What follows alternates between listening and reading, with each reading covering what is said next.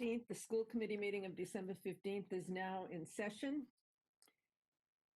Pursuant to Governor Baker's March 12, 2020 order suspending certain provisions of the open meeting law, General Law, Chapter 30A, Section 20, and the governor's March 13, 2020 order imposing strict limitation on the number of people that may gather in one place.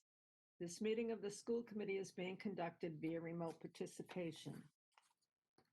You can watch it on Facebook, the BCAT government page.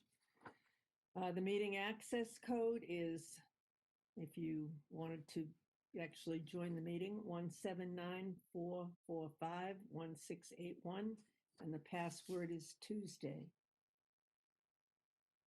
If anyone needs any phone numbers or other information, let me know. The next item, or the first item, is the approval of the warrant. Is there a motion to approve the warrant?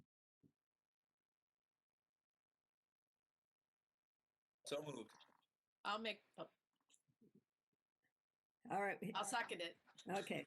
It's been moved and seconded to approve the warrant. Is there any discussion?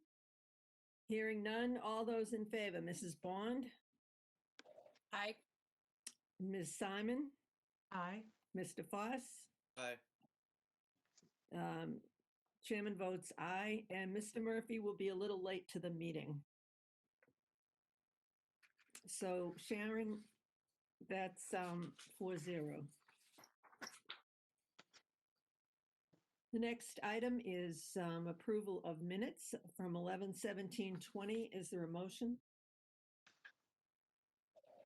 I'll make that motion to approve the minutes. Is there a second? Second. Okay, it's been moved and seconded. Any discussion? Hearing none. All those in favor of approving the minutes of November 17, 2020, Mrs. Bond, Aye. Mr. Foss, Aye. Ms. Simon, I abstain. and Chairman votes aye. That's 301. The next item is public participation. If there's anyone here for public participation on an item that is not on the agenda, please raise your hand hover over your name on the participants page and put your hand up.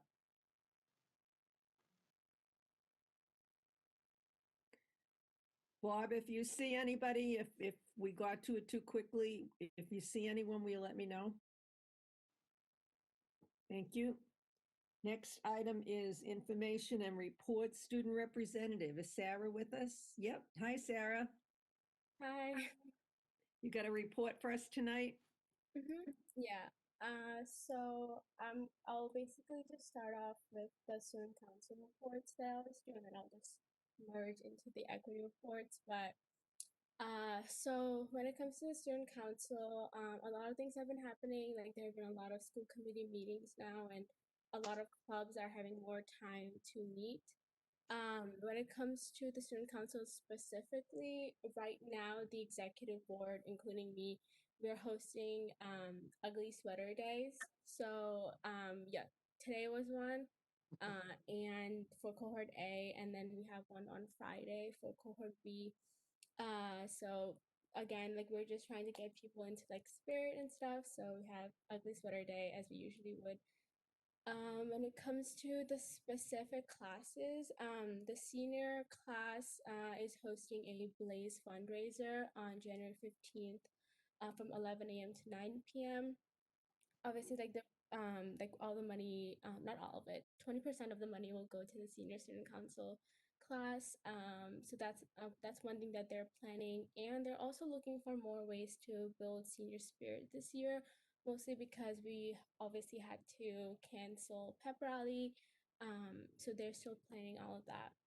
And then when it comes to the other classes, like juniors and sophomores, they have also been meeting and thinking of like fundraising ideas for each of their own classes. And when it comes to the freshman class, the freshman student council, They are working on a fundraiser, like similarly a restaurant fundraiser, but then also a mask making contest. So that's really exciting. I think they will be really fun, and they're looking for like these two ways to raise money for their class.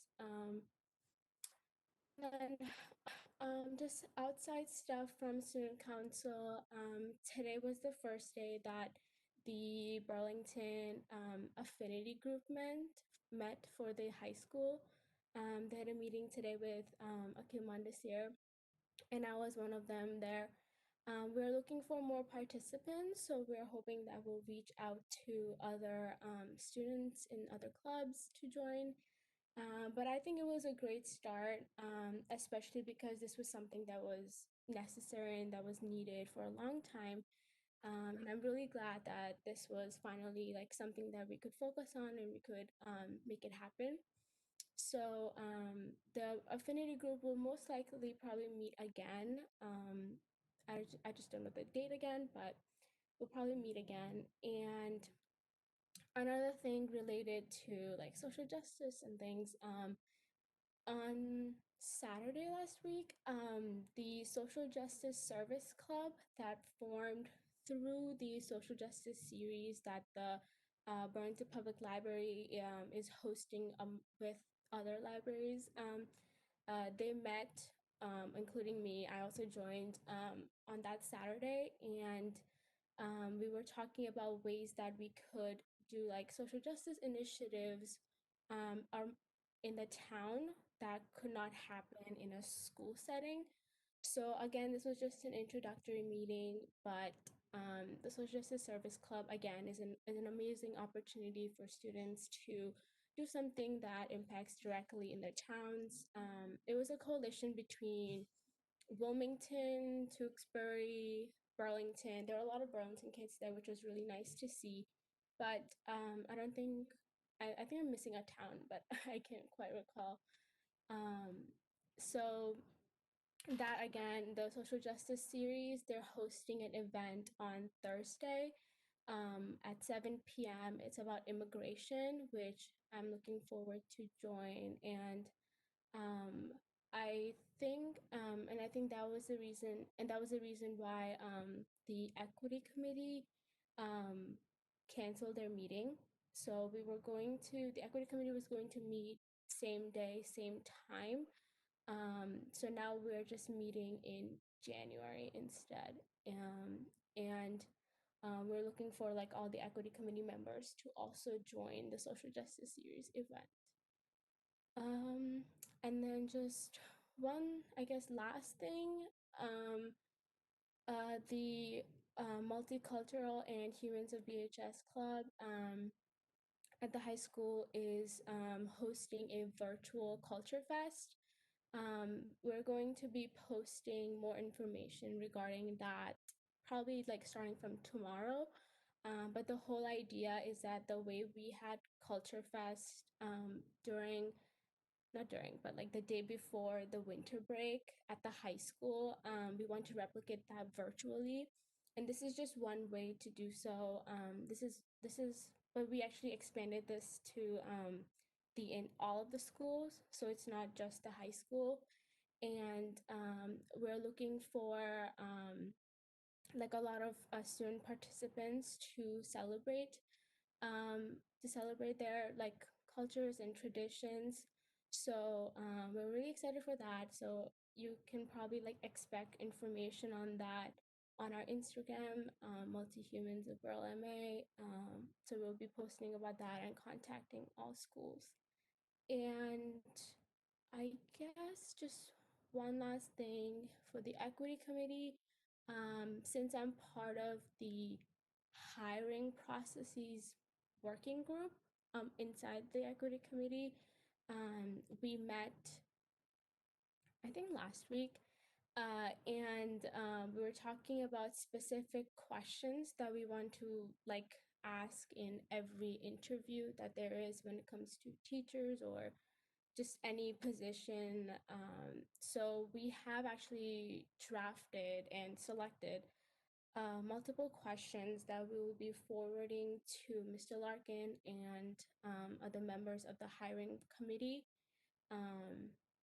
And that's another thing. I'm really excited that the director of diversity, equity, and inclusion hiring committee has been formed. And I'm really happy to be serving as the assistant representative on it.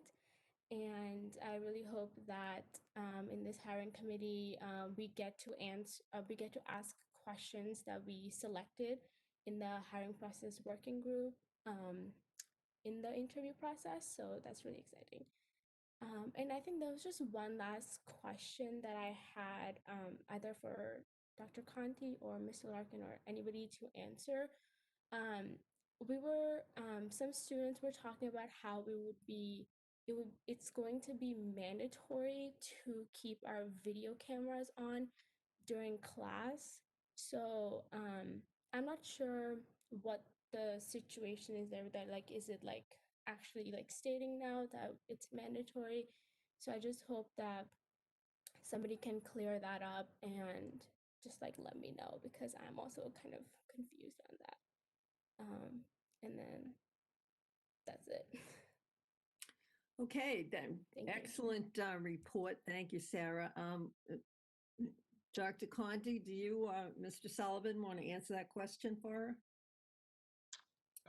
Sure, I can answer her offline. It sounds like we need to answer it for more of the students, but I just think we were trying to convey best practices for the students. So if they're in class or participating, we just need to see that they're in class and participating. So well, again, Sarah's unclear. That means that there are other kids unclear, but I'll give Mark a chance. So go ahead, Mark. Yeah, so we haven't actually communicated an official change in the policy yet. We let teachers know that we were going to change at the after the winter break, so it hasn't actually been officially communicated to students. But there's been a real problem with students that are remote interacting with teachers in the remote virtual live streaming sessions. There's been a real challenge with finding out who's there, students who are actively participating, building connections with kids, even in this remote setting. So teachers have, and students have also communicated that having cameras off and having a teacher staring at a screen with a bunch of letters is really disheartening and hard for them to run a classroom. So students will still have an opportunity, if there's an extenuating circumstance, to leave a camera off. They will just need to communicate with Ms. Deacon or Mr. Sheehan what the reason is. Now that the Google Suite has the ability to blur your background, students who don't want people to see what's behind them in the camera can certainly have that feature turned on. So it gives them an element of privacy that they didn't have previously. But the biggest impetus is just student engagement and trying to run the classroom simultaneously with in-person kids in the most engaging and best way to increase student participation.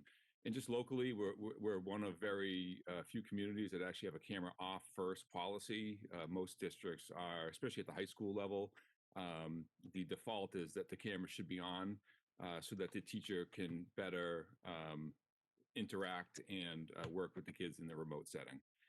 So we weren't going to officially enact it till after the winter break. We did let staff here know just so that they could begin to transition.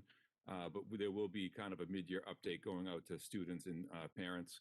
And I'm going to record a video message too that we're going to show in English classes when students return from the break, because I know every kid doesn't always watch or read their emails. But it'll be a short video kind of outlining why we're making that change. So Okay, hopefully that made sense, Sarah. does anyone have any questions for Sarah? No? Well, Sarah, you did an Can I excellent. just say something too? Sorry. Too. I just want to encourage Sarah to reach out to Mr. Sullivan directly with any concerns you have you're hearing from students. And yeah, it would be great if it could be managed at the teacher level and not have to go to the administration right off the bat. But anyway, I'm sure you'll take care of it, and please let Mr. Sullivan know what you're hearing from your classmates. And Sarah, please keep us informed how it's going. We're all really excited about live streaming, and we want your reports so that you'll let us know how it's working out. Okay? Anyone else? Question? Catherine, go ahead. Yeah, and Sarah, that was kind of what I was going to follow up on my question from last week. I know you had given a report on how things were going for, the students who are doing the hybrid, but had you had a chance to communicate with any of them that were 100% taking classes online remotely? Yeah, actually, there are some clubs that I have that have students who are all remote. So I was able to like talk to some of them, and I think most of them were talking about how they actually have much more time in their day than they would in a hybrid schedule or like a normal high school schedule. They did say that like their classes were like spaced out in a way so that they had more time to complete work like as soon as they get it instead of like going through like an entire school day and then like worrying about homework like after or trying to complete it. So that was like a positive fact I would say that I got from like all remote kids, which was nice to see. Thank you. Okay, if no one has any questions, we will move to the next item, which is subcommittee reports. Are there any subcommittee reports? Guess not. Not Well- yet, anyway. If there Okay, subcommittee report, but I said sort of, this is where we sometimes make announcements. And yeah, I'm go ahead. thinking that probably as the meeting goes along, there'll be a lot of opportunities, but I just wanted to be sure to make time to thank all the teachers and the families and the staff and the custodians and everybody, and the students who are trying to make the best of a very difficult situation. And I think we've kind of said that at every meeting, but here it is again, and I don't want to take it for granted that everybody's working really hard and I think overall doing a great job. And I know it's really hard to be doing what everybody's doing, but I'm just very grateful, and I probably speak for the whole committee, although other people can certainly say what they want. But I really want to thank everybody. It's really a lot. I mean, teachers work hard every year, and everybody's working hard every year. But this year is especially stressful and difficult, and I just wanted to share my gratitude. Okay, thanks, Martha. Just to follow up on that, I would like to say it's kind of been a nice 2 days to see the vaccines coming out and gives us hope that there's light at the end of this tunnel. The next item on our agenda. Madam is- Chair, Yeah, go ahead. just very, very, very briefly, there was a wellness committee meeting, which is, I guess, technically a subcommittee. Yeah. And I think we got an update of advisory programs that are developing both at the middle school and the high school. Matt Jackling, who is the wellness chair, this year is also a youth risk behavior survey year for us. So again, we're trying to partner with the other districts in the Middlesex League and financially supported by Leahy Clinic to administer a youth risk behavior survey. We haven't necessarily picked the time, but we're going to be doing that again. And then I think that with the theme for tonight, I think talking a lot about student stress, student mental health. I think there were, again, lots of discussion on how to support students with that. Christine Truhan was there from the Burlington Youth and Families. Again, she's always a very a valuable partner for us in the school district. So again, I think I think the Wellness Committee, again, had an initial meeting. I think we have 2 or 3 others scheduled where we're sort of required to meet quarterly. And I think some of the programs that were slated for this year, we're probably getting a slower start than we'd like, but there's work happening from the Wellness Committee. Okay. Anything else under subcommittees? All right, next item on our agenda is Ways and Means. Anyone, I know you're all here. Roger, do you have anything? I don't at this point. I don't know whether Steve or Rob does. Otherwise, we'll come back during the financial update. Okay, Steve or Rob, anybody got anything?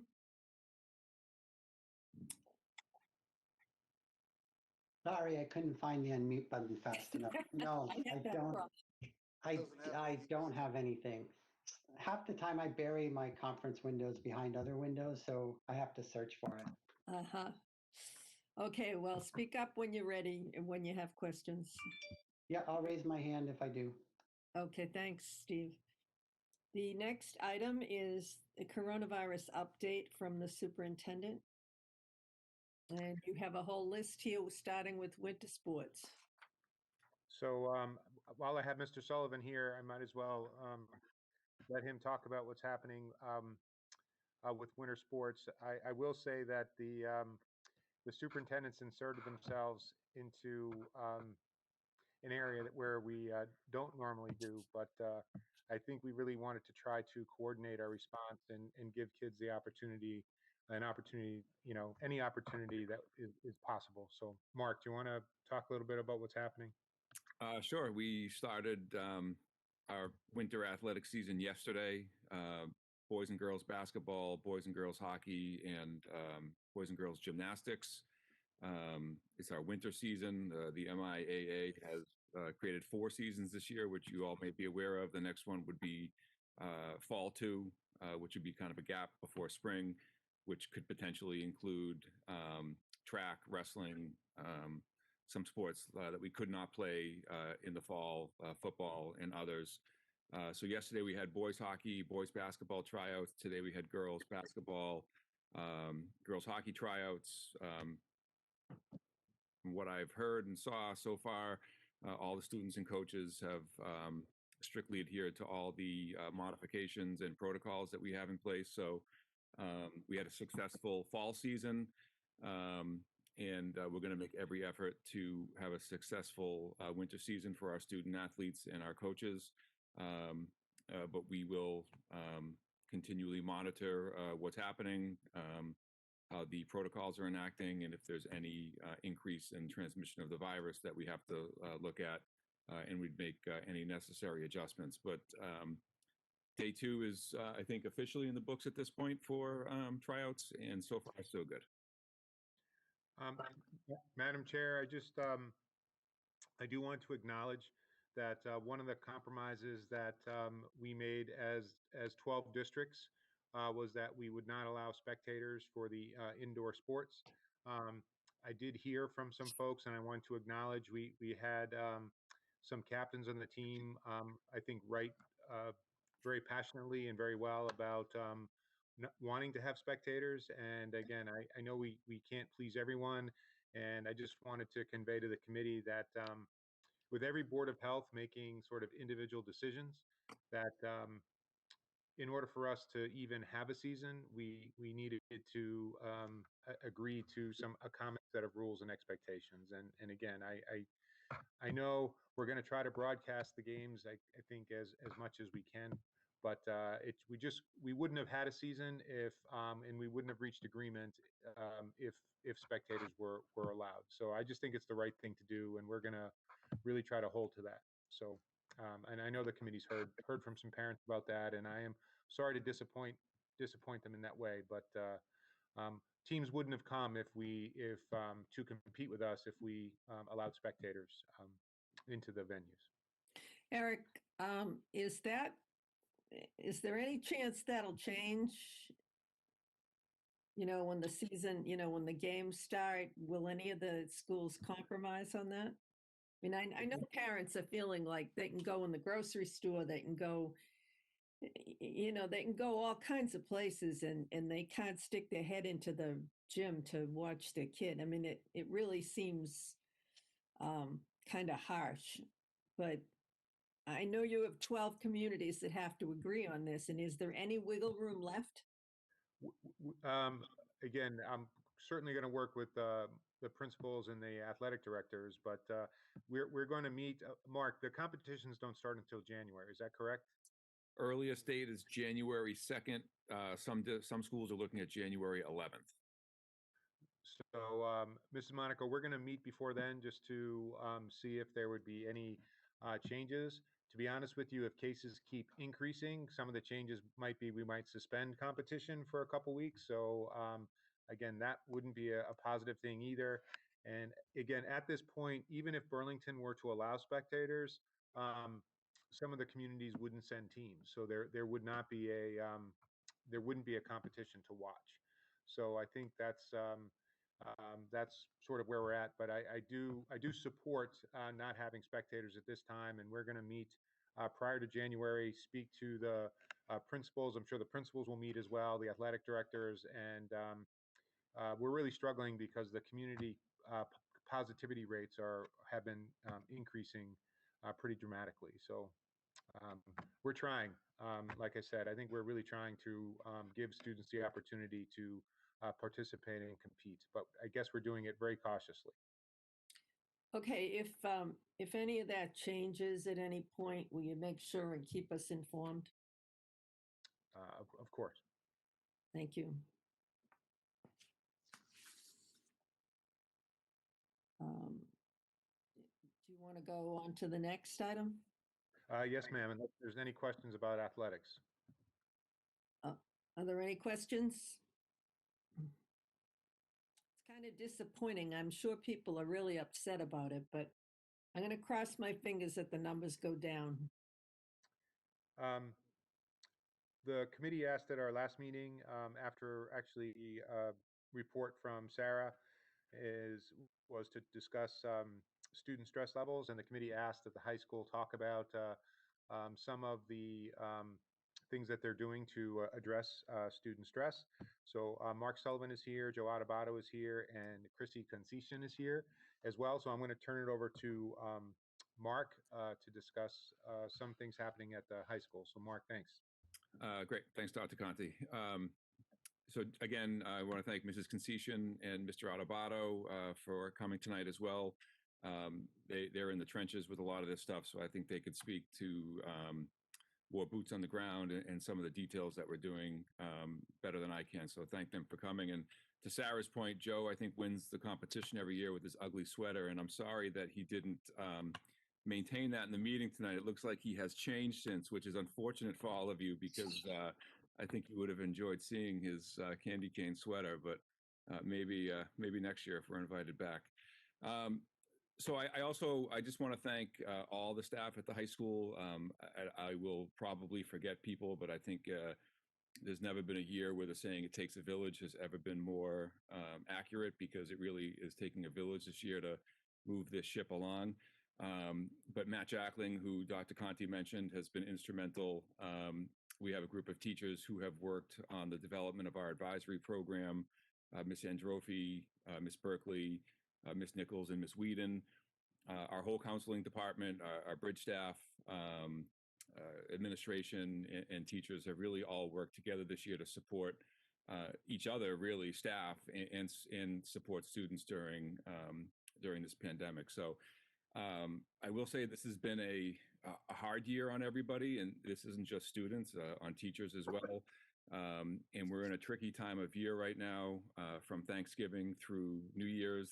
We typically see an uptick in situations with kids, whether it's things happening at home or mental health. The holidays tend to, while it's a joyous time for a lot of people, it tends to be a really stressful time for a lot of students, a lot of families. So on top of everything we're dealing with, the pandemic and a lot of fatigue that's setting in, our seniors, I think, and parents of seniors are really experiencing, like Mrs. Monaco mentioned, about not being able to attend sports, a loss this year. It's like a grieving process for a lot of people in a lot of different ways. So we've tried to address it proactively in a lot of different ways to support students and families during this time.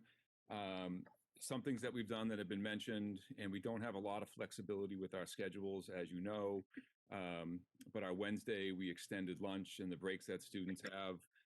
We rotated the order of periods 1 to 7 and 7 to 1 to give some variety of when the classes are meeting during the day. We've developed some homework guidelines this year to help the workflow that students were experiencing. And essentially that is, say a period 1 class meets on Monday, Wednesday, and Thursday.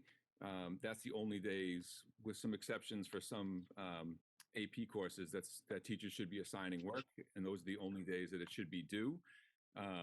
We really try to avoid Google Classroom dumping, where on a Sunday night, teachers maybe would have put a whole week's worth of work in there. And when a student logged on Monday morning, they saw 6 or 7 classes times a whole week of assignment, but really stressed verbally communicating what the work was prior to putting it directly into Google Classroom. So some things that we could control to try to mitigate some of the impacts of the schedule and the change in workflow that students have, especially with a lack of in-person schooling under our hybrid schedules. We also have a student support team that meets weekly. It's our counseling staff, bridge staff. We have teachers that serve on that particular team, as well as administration. It's a referral-based process where teachers can refer a student who is struggling for any reason, and the team discusses all referrals and put strategies into place to try to work with the teacher and the student to help remedy whatever it is that's going on. We also have quarterly at-risk meetings where the same group of people, the counseling department, bridge staff, administration, we talk about students that are at risk for a variety of different reasons. It could be academics, attendance, behavior. But again, the purpose is to discuss student concerns, students that are at risk of failing, potentially dropping out, or have other behaviors that are troubling going on, and work as a team to try to address and put some accommodations into place to support the student. And new this year, and Chrissy will talk a little more detail about the DESA instrument for the district, but it is a social, emotional, or mental health assessment tool that we have this year. It was administered to students, and it probed for information on a variety of different mental health and social emotional areas. Starting this month, we pushed out a Google Classroom of resources to teachers. In that classroom, there's this month's theme is self-awareness. So there's a variety of resources and activities from 2 to 3 minutes to 50 minutes that teachers can choose to implement with their classes. We are stressing that they do some level of it, really with the intention of building connections between teachers and students. I took the time over the last 6 weeks or so. I met with every single teacher individually on staff here in the building, and I would say the number one concern that was conveyed to me was the lack of connections that were being made, and that's strictly because of a loss of in-person time. A teacher would only see one group of kids in person once a week. And that's really a loss for a lot of people, because one of the dynamic things about schools is seeing kids every day, seeing them in the hallways, the cafeteria, homeroom, seeing them every day and getting to know them on a personal level. So we're hoping that teachers interact with these resources and give them permission to spend 5 minutes to talk about mental health, talk about building connections, and attempt to start to do that in their classrooms. And we hope the message gets across to kids that we're concerned about their mental health. We're proactively talking about different elements of mental health that they should be aware of, and giving them strategies to talk about it and to address it. Starting in January, Dr. Conti mentioned our advisory program.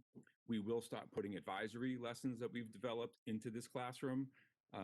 Again, with the idea that teachers will start to interact with those advisory lessons that we've developed and start implementing them with kids in their classroom. So,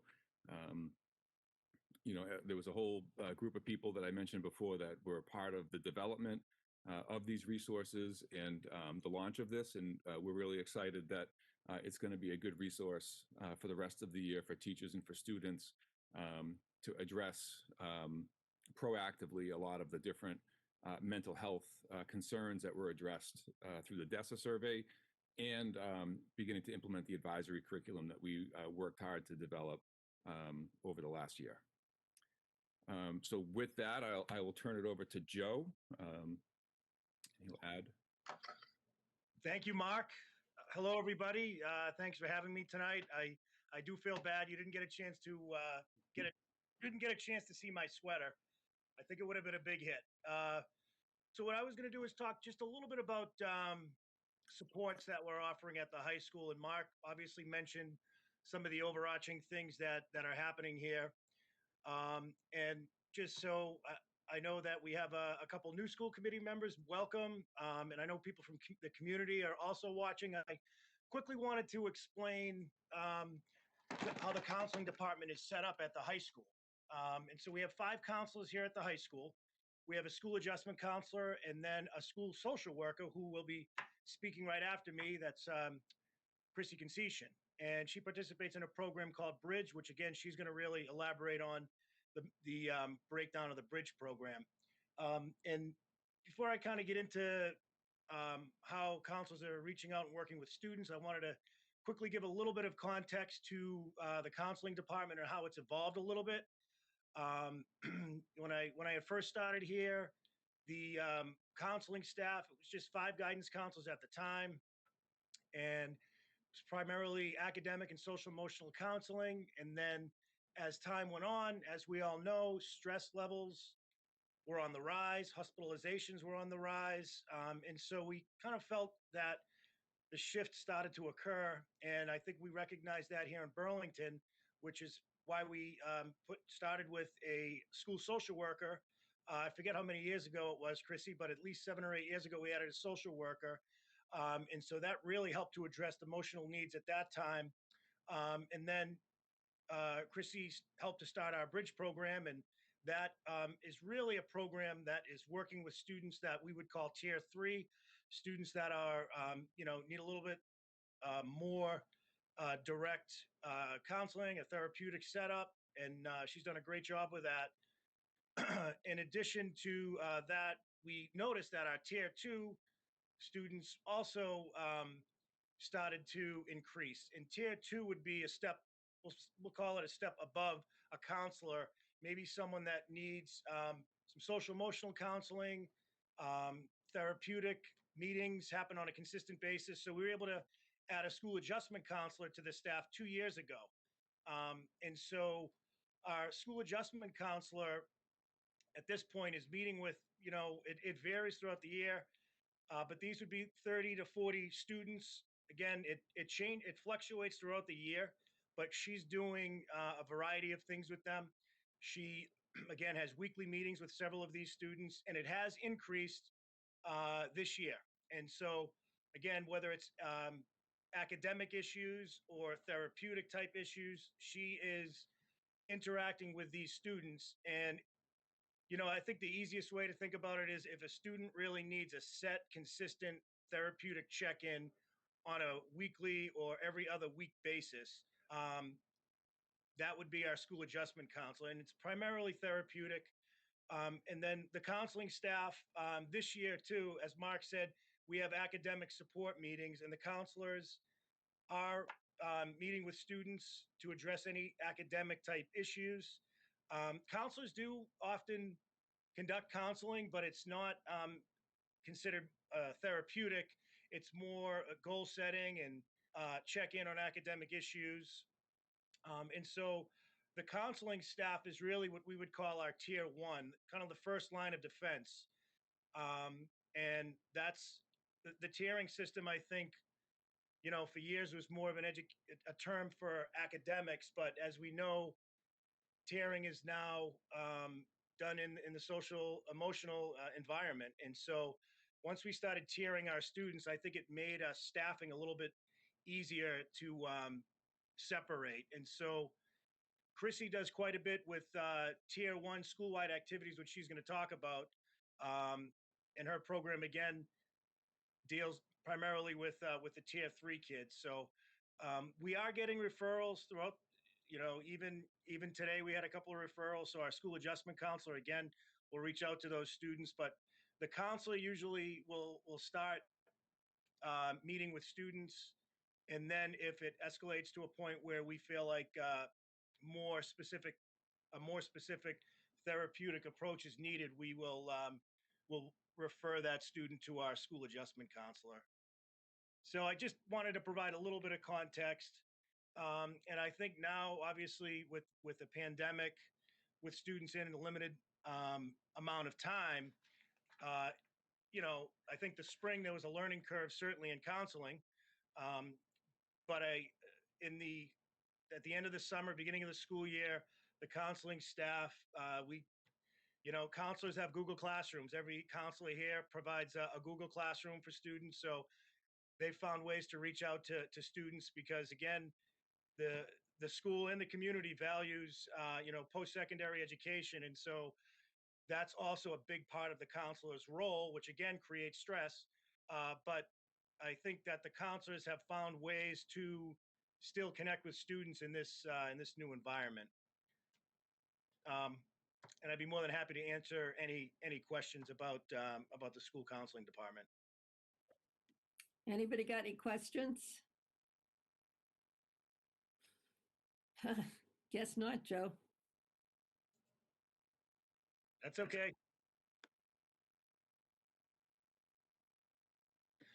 Next, I'm gonna. Sorry, I should have introduced, but next is Chrissy Conceition. She's going to talk about some of the things that she's doing at the high school and the district. Hi, everyone. Thank you for having me tonight. I'm Christine Conceition. I am the school social worker at the high school. I'm primarily found in the Bridge program, which has been around for about 10 years now, Joe, but I like that you make me younger all the time. I appreciate that. So the Bridge program is our social emotional program at Burlington High School. We are currently have 35 students we are servicing who are accessing us in the hybrid model, and we have 11 fully remote students. So these are kind of our tier 3 students who are scheduled into the program. So we see them at least one period every 7 periods or the rotation. We offer skill-based lessons. So our students participate in specific lessons every single period that they're with us in Bridge, whether it's on motivational enhancement or coping strategies. We're currently working on the cognitive behavioral model, so it's definitely a very therapeutic room. The students also receive individual weekly check-ins with either myself or one of the other Bridge staff. We definitely are a team of our own, so I couldn't have done it without the other 2 school psychologists. We meet with all of the kids weekly, and we also provide academic support and organizational support for our students. The Bridge program has also worked very hard to develop some relationships with outside agencies. So the Burlington High School has relationships with Leahy, Arbor, Burlington Youth and Families, and just this past year, we've partnered with William James College for Interface. All of these agencies offer our students either when we were allowing outsiders in the school, we had counselors who came in and met with students in the building.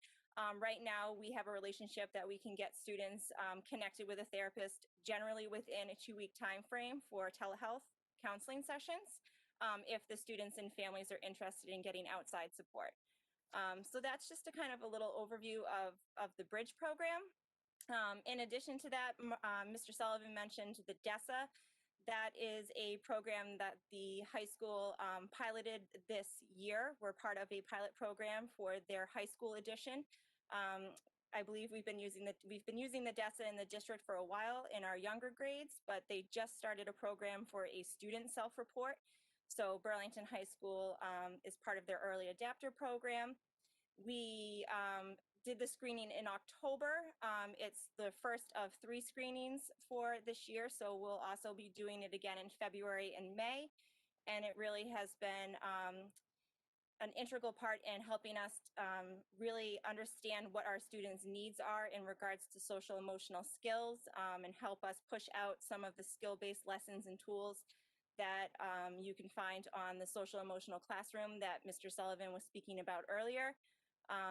It was a very interesting first assessment, and I think we're hoping to use some of the skills that are going to be taught in the classes to see if we can collect data to see if we're progress monitoring, making change in some of the skill-based deficits the kids expressed in the first DESA. So like I said, we're doing 2 more of those in February and May of this year. So we'll have some updated information in regards to that. Also, as a kind of a very exciting proactive measure, Burlington Public Schools was chosen this past summer as one of only 6 districts in the state to participate in a collaborative improvement and innovation network that is actually a nationwide effort. So there are 7 states nationwide. Massachusetts is one of them, and we are one of the 6 districts within Massachusetts that was chosen. And this, it's referred to as COIN. This network is focused this year on developing and enhancing comprehensive mental health systems. So there is a group of Burlington Public Schools teachers ranging from the early education center to the high school, including administration, that have joined together to form what we call the BPS COIN team. We've so far have done a school mental health quality assessment where we looked at 7 different domains of school mental health. And after that assessment, the team decided that our first task would be developing and completing a mental health needs assessment that would be sent out to all parents, guardians, and staff. So that needs assessment was actually sent out last week. So we are collecting data to see what parents, guardians, and staff see as our greatest areas of strength, but also our areas of need in regards to student mental health. So we have that initiative going on, and then just a couple of other really fun things that I think the school staff is really trying to do. Last spring, we received a grant through the Chin of 15 to support putting in place proactive measures to help students with stress and anxiety and to implement protective factors.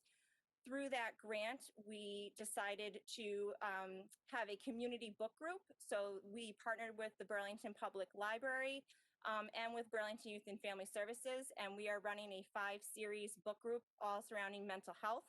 The goal was to start opening the conversation into the community.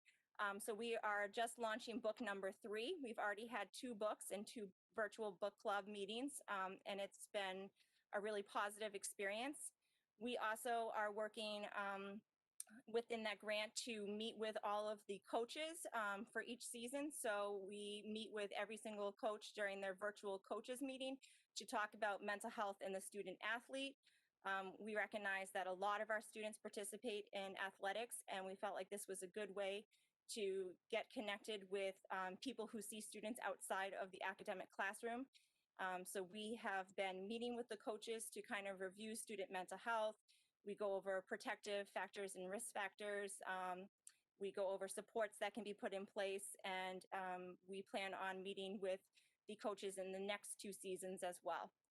So those are some of the other initiatives that have been going on to address student well-being and student mental health, and hopefully the stress levels at BHS, but also district-wide. So thank you for having me. Great. Dr. Conti, I forgot to mention, Joe in the counseling department also do a series of breakfasts every year, and he has one coming up that I think he wants to plug. So, Joe, if you want to plug it quick. Yeah, I'm sure Chrissy wants to plug it as well because she does most of the presenting for this particular breakfast. But we run breakfast series. We have a different topic. They're obviously virtual this year, and we've emailed the Burlington parents, Burlington High School parents, about this breakfast. But tomorrow, it's very fitting, but it's going to be on stress and anxiety. And some of the support staff at the high school talk a little bit about stress levels, types of coping strategies that students can use. So we're going to share that information with parents, and I think this is something that can be helpful for parents and actually students. And just one other thing, I know we every spring we've had a wellness day in March, and we actually did a mini wellness day the Wednesday before Thanksgiving this year. It was optional for teachers to participate in, but we had a lot of teachers that participated, and we had different things that kids could do, from gratitude poetry to an online art show, virtual comm spaces, laughter yoga, furry fun, where people tweeted or Instagrammed out pets of BHS to talk about their pets, wellness walks, household scavenger hunts, things like that. So again, I think just trying to stress and to give permission to teachers to still address kind of student wellness and staff wellness during these times. It was pretty well received by a lot of the kids, and even though it was only a half day, we had a good participation with that with that this year. So I just wanted to plug that again. Thank you. Okay. Eric, go ahead. Mark, Joe, and Chrissy, again, thank you for presenting tonight. Chrissy, could you just take just a couple minutes to talk a little bit more about the interface program through William James? Because I think William James is a great mental health resource for everyone in the Commonwealth. And I just think that program is not only for schools, but it's for the community as well. And you were really a champion to bring that service in. Sure. So the Burlington Public Schools and the town of Burlington partnered with William James College. They offer a service called Interface. It is a referral helpline. So anyone in the town, it is not just for high school students or Burlington Public School students. It's for anyone within who is a Burlington resident can call the helpline, and basically you are calling and expressing what you are looking for. So you can give certain criteria. You can tell them, I'm looking for a male or a female therapist. If you are looking for someone who specializes in a certain technique, you'll give them your insurance information. And what they do is they go to a database of vetted therapists that have availabilities and will give you 2 to 3 referrals with therapists who have openings within 2 weeks for an intake. So it really takes a lot of the guessing game out of it. One of the biggest struggles that we as a counseling staff, I think, really worked through in the last couple of years is spending a lot of time on the phone trying to find openings and trying to help parents find providers who accepted their insurance. And this referral helpline and this partnership has been wonderful. The feedback so far has been great from parents and community members who have called. They've felt very supported. They've had a response within 2 to 3 weeks. The service referral follows you until you actually complete your intake to see if you are happy with the match. And if you are not happy with the match, they will continue to work with you until they find you someone whom you feel you are connected with and happy with. And they do a tracking, I think about 6 months out, just to see if you're continuing to participate in the service. So that is something that is available for all Burlington residents. And it can be found, it's on our website, on the school website. It's also on their website on Interface. If you Google Interface William James College, there's a Burlington community tab. So there's a lot of information on there, and I think we've tried to do some social media posting as well to let residents know that it's an option for them. And Chrissy, they provide counselors in different languages as well, correct? Correct. So they have intake coordinators, or the people that you speak with when you call. There's multiple different languages that are spoken by the intake coordinators, and you can express if you are looking for a specific language. They will help connect you. And so, Chrissy, thank you, and thank you for bringing that to Burlington. I think it's a great resource. I hope the committee sort of noticed that we are trying not only to do things for the benefit of our students, but we also look for partnerships whenever possible. Again, with Burlington Youth and Families, you heard about the Burlington Library, you heard about Leahy Clinic, you heard about William James College. So I think mental health is not just an isolated issue. I think we're really trying to address it more holistically. Other things sort of stepping away directly from counseling and mental health services, I just want to commend the committee for other things. Having students engaged in school is a part of addressing mental health, making sure that we have a robust curriculum, that we have arts programs, that we have athletic programs, that we have clubs. And I think just that this community has stuck to the idea of not limiting access by asking families to pay fees for performing arts, for access to the curriculum for athletics.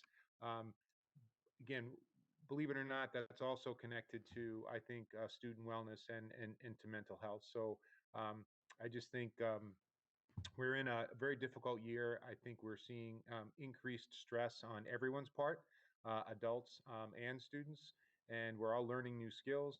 And again, I just want to commend the high school for really trying to address it and be flexible and for looking at things a little bit differently this year. And I hope some of the programs that we put in place, again, to deal with the pandemic, will keep with us even after the pandemic. Even after the pandemic ends. But the demand for mental health services is not going anywhere but up. And so we're going to need to continue to make sure that we have the resources to address our students' needs moving forward. So again, Mark, Joe, Chrissy, thank you all very much. And Mrs. Monaco, I'll certainly pass it back to you. Thank you, all of you. Mark, Joe, Chrissy, great job. Um, I, I'd like to take questions. And Martha has her hand up. So Martha, go ahead. I actually don't have a lot of questions. I also want to thank you all. I mean, I've never sort of thought about all the different resources that we have, especially at the high school, but in the district. And I'm glad we have that. I know that there's still lots of stress. I know we still have kids getting hospitalized for mental health issues. I do know that we have so many staff, not just programs, but staff who are really trying to make sure that none of the kids fall through the cracks. So I'm really delighted about that. I just wanted to focus in for a minute on the interface program, which is new this year. And I'm just delighted that we have that, because that referral service means that there's things available for people that might not be available if we had to only use resources in Burlington.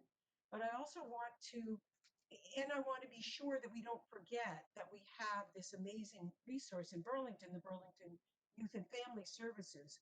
We have a mental health clinic in Burlington, and they are an ideal place to be referred to. So when we put out notices to families and on the website that they can reach out to Interface, I would love to see us equally put out, you can call Burlington Youth and Family Services. They may not have as many languages, they may not have as many openings, but I do know that they, at this time of year especially, they tend to have openings. The last Burlington Youth and Family Services board meeting, there were definitely openings in Burlington. So I want to make sure we don't lose track of this local resource that we have, the Youth and Family Services Department. And I would like to request that, I know that there's a place right on the front of the website where people are referred to Interface, and I would like to have both resources available to people at the same time, so that we make sure maybe somebody would be more comfortable going to the Burlington Youth and Family Services right up at the town common. Maybe some people are more comfortable calling an anonymous number, but I think they're all wonderful resources. So I want to make sure that we highlight all of the resources and not just the newest one, so to speak, which I think is fabulous. So don't get me wrong. So thank you all again for all of what you're doing.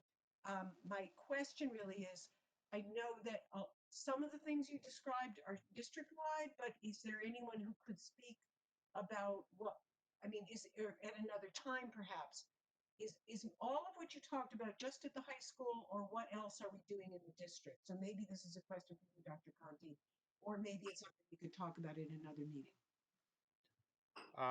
We're doing, I think, significant things across the district. Again, Patrick's on the call tonight too. I think he could answer them. But again, Ms. Simon, I think if mental health is something the committee is really interested in, it would be great for us to also bring in some of the experts who are sort of working directly with students in these areas at other levels. So again, we can certainly do that at a future meeting. Mrs. Monaco, and we can add that on an agenda. Again, we do have I think some commonalities across the district, but I also think the needs of the students are fairly different depending on their ages. But I think we're seeing again a growing need for social emotional support and for and anxiety, certainly during the pandemic. Okay, does anyone else have any questions? Great job, all of you. It was nice to see you all, Joe. I'm really sorry we missed the sweater. Maybe Mark can take a picture and tweet it out so everyone can see it. How's that? That would be great. That would be great. So moving right along, the next item is our COVID-19 protocols, Eric. Thank you, Madam Chair. Again, the committee asked us to summarize the protocols again because some of the committee members at last meeting said um, they can be a little bit confusing. I actually think since the last committee meeting, the protocols have changed again. So I can understand why people would be somewhat confused. And so Patrick is here just to go over the protocols as we're practicing them and just some of the language that we're using. Again, a rumor I heard today is that we had many cases at Pine Glen, and I think that's not the case. Again, we may have classrooms quarantined, but that doesn't mean that we have an equivalent number of positive cases. So Patrick, would you just maybe go through a scenario or some protocols as we're trying to implement them? And I just want to compliment Patrick and Barbara Connolly, our nurse leader, and all of our nurses. Clearly, they're all working with the Board of Health. The Board of Health is extremely busy. Susan Luminello has been fantastic, but the level of contact tracing and communication that the nurses and Barbara and Patrick are doing constantly on weekends and in the evenings is just, I think it's just been phenomenal. So Patrick, thank you. And again, just an overview of the protocols, I think might help clarify some stuff. Sure. Just before I start again, I just want to reiterate again, Susan Luminello. I don't think probably anybody has worked more hours than she has since this whole thing started. So, in the last week, as everybody knows, Burlington went to the red last Thursday with the number of cases in town, and due to that change at the end of last week, our nurses have actually picked up the contact tracing for all of the school cases and making the calls to the close contacts. So that's a change just due to the volume at the town side. We're trying to pick up the slack to make sure we can get the communication to families. And just I talked to a principal today. We had so we've had I think we've had 8 positive cases going back to last Friday. So Friday through the weekend up to today, we've had 8, which is the most we've seen in that short of a span. And the frustration we deal with is the same one families deal with. Contact tracing is slow. The test results take days. So sometimes, we're calling a family that goes to a case that was in a classroom last Thursday. So we're all frustrated by the timing of it, but just so everybody understands, we can only control what we can control. It's nobody's fault. We're following the protocols that are put in place by the Mass DPH. So what's changed for us in regards to the protocols, we used to have 2 weeks as a quarantine period. Again, Dr. Conti, I'm going to correct you. We have 0 classes that are on quarantine. We have some classes that have gone remote, but we don't have any classrooms on quarantine. We have students from within classrooms that are on quarantine, but no entire classrooms are on quarantine. So what happens now, instead of putting a classroom on remote for 2 weeks at the elementary or middle school level, that time has been reduced to 10 days. Again, that's due to what we hear from people, that they've changed the guidelines based on all these cases that we've seen previously, and they feel like 10 days is sufficient, and the 14 was we didn't need to do that many days out of the classroom. So I'm going to take one. We had a case at Fox Hill where the positive case was in the classroom on Friday. So basically, when we start that period of like saying how long is that classroom going to be remote, we go back to the last time that the positive case was in the classroom. So the positive case was in the classroom Friday, 7 days to this Friday. 8, 9, 10 would be Saturday, Sunday, Monday, and that class can come back to school on Tuesday now. So people ask, why do we go for the 10 days? Why do we close the whole classroom?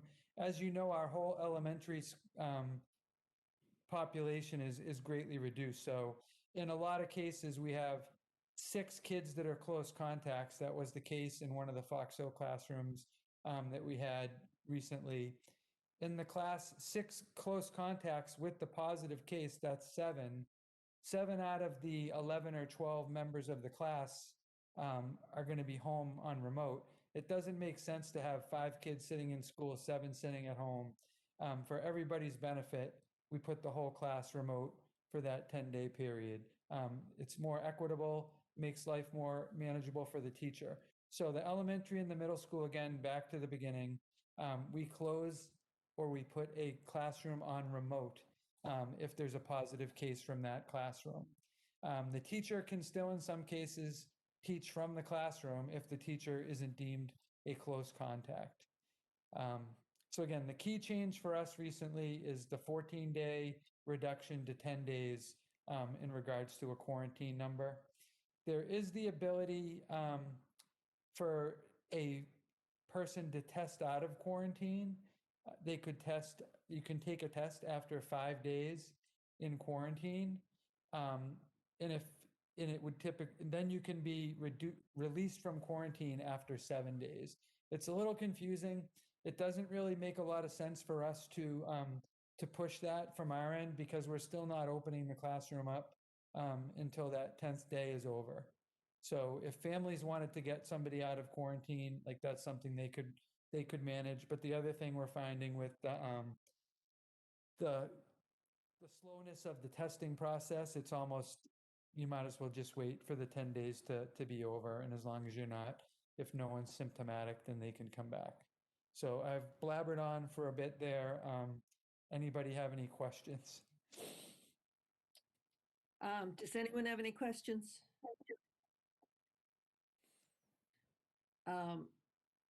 So Patrick, just to sum it up a little bit, if there is an exposure at school, if there is a case at school, whether it be an adult or a student, those who were in close contact, which is like the children immediately around the close contact, are actually quarantined. Is that correct?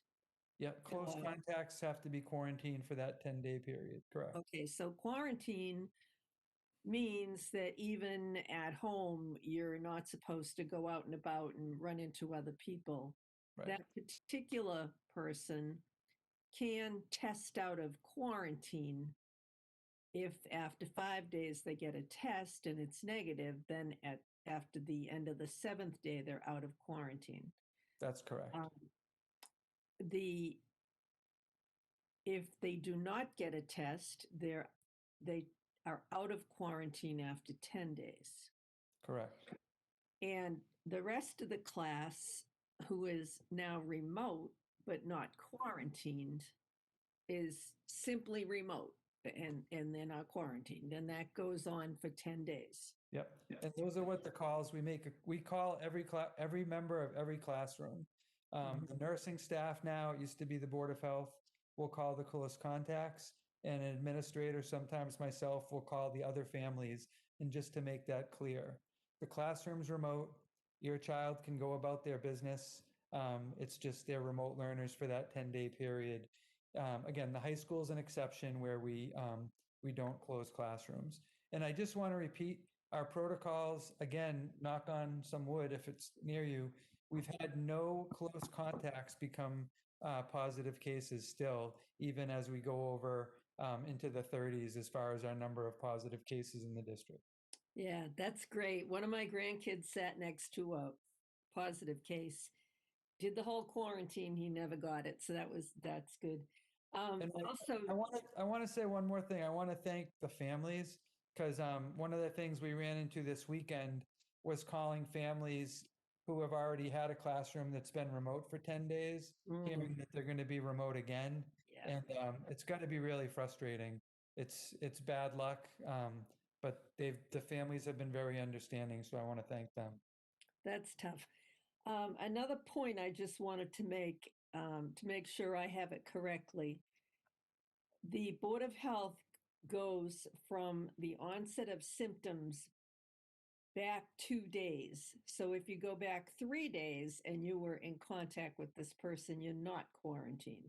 Yeah, the two measurements we use when you were if you were symptomatic and you went home from school. So that was, say, the case with a person on Friday. They left school, they didn't feel well, they got tested. So you go back to when they were symptomatic. There are some cases too we've had where, say, your dad is home and get test positive, and then even though you were in school, we would still go back 48 hours from the day you were tested. So if I went home sick today because somebody in my house I found out was positive and I got tested and came back positive, even though I had no symptoms, we would still go back that 48 hours, that 48-hour period. So it's either when you were tested or when you were symptomatic. Okay, and those are the contacts that would be quarantined, Correct. the close contacts. All right, does anyone have any questions? I don't see any hands up from the members of the public. Is there anybody on Facebook? No. Okay, anything else on this topic? Yes, Madam Chair, we have a couple other things that are, I think, related to the protocols, but I think they're just maybe under rumors that we're trying to dispel. But we Got can cover a couple of those things. The Board of Education voted, I think, this afternoon or today on new student learning time regulations. So the school committee will be learning about those. Um, and again, these are requirements for both the hybrid and the remote learning schedules that we've designed. Again, maybe an editorial comment is would have been nice to have these in July when we were actually doing the designing, but we'll deal with them now. And what the Board of Ed is saying is in a hybrid situation, which we have, students need to either be in person or have synchronous learning 35 hours every 10 days. And in a fully remote situation, they want students to have 40 hours of synchronous learning, direct learning from a teacher synchronously over 10 days. The state's evaluating every district schedule at every level, and they're putting out. They have a preliminary report out, and I think in Burlington we are meeting those. We're meeting those standards currently. We say there's sort of a nice and a naughty list. We're on the nice list right now, and so we are meeting those expectations. But if the school committee again hears about new student learning time regulations due to the pandemic for both hybrid and for fully remote, those were passed today. Um, um, there's also sort of other rumors about us closing remotely. Um, that's that's not happening. So we're planning on staying on our current schedule again, unless anything changes, through Wednesday, December 23rd. That's going to be an early release day on Wednesday, December 23rd. And currently, we're planning on returning on Monday, January 4th. So we were going to return to our regular schedules. Um, when I'm saying currently, I'm meaning things are changing every week for us. We're going to be monitoring everything pretty carefully. But as of now, we're talking about returning to in-person for those who are in person on Monday, January 4th. So again, Learning through, yes? Is there any thought about extending the elementary day? We're, I think we're working on that. We have the parent survey out now and we have some preliminary results, but I didn't want to report on that until we sort of had our full results back. And we're sort of, I don't want to change 2 or 3 times. I just want to get all the data. And if we're going to make changes, we're going to sort of make some proposals with that. Again, I'm not sure I can fully support that now, but I am looking into extending the elementary day, Mrs. Monaco. Good. Anyone have questions for Eric? Hi, Tom. Good evening, everybody. Apologize for being late. Looks Quick like question, nobody please. has. Mr. Foss? I didn't. Carl, do you have a question? Yes, thank you so much. Dr. Conti, regarding coming back after winter break, is the thought that I was just looking at the calendar a couple minutes ago. It seems like there's plenty of time after Christmas to kind of allow anyone that might be traveling. Is that the kind of the rationale for, I know that there was an thoughts to go remote a couple days following vacation. Can you just elaborate on that a little bit? Yeah, Mr. Foss, that's sort of my unscientific thinking. And speaking with some folks who are sort of experts in the field and my colleagues, is that the week after Thanksgiving, the holiday is so condensed that people returning, we would need that extra time. If people are going to gather for Christmas, which I'm not encouraging, we feel like there's enough time before the 4th for us to start. And then the remote week might have prevented some classrooms from closing, but anytime we go fully remote, we also cause other hardships. And so I think it's a balancing act. So again, Mr. Foss, I'm not sure it's the right decision, but we're sort of trying, and we think there's enough time to for us to do that. And I do want to repeat, though, that we're certainly not encouraging travel. I think the word that we're getting is we'd like people to stay close to home. And again, there is talk of a vaccine, and vaccines are starting to be administered, which is great. But I do think the next couple months in terms of our general behavior are really important. And the more precaution people practice over the holidays, the more likely schools will stay open beyond the holidays. So, Mr. Foss, that wasn't part of your question, I know, but I just think there's a longer block of time, which is why I'd like to get students back in school on the 4th. Appreciate it. Thanks. Thanks, Carl. Anybody else have a question? Nope.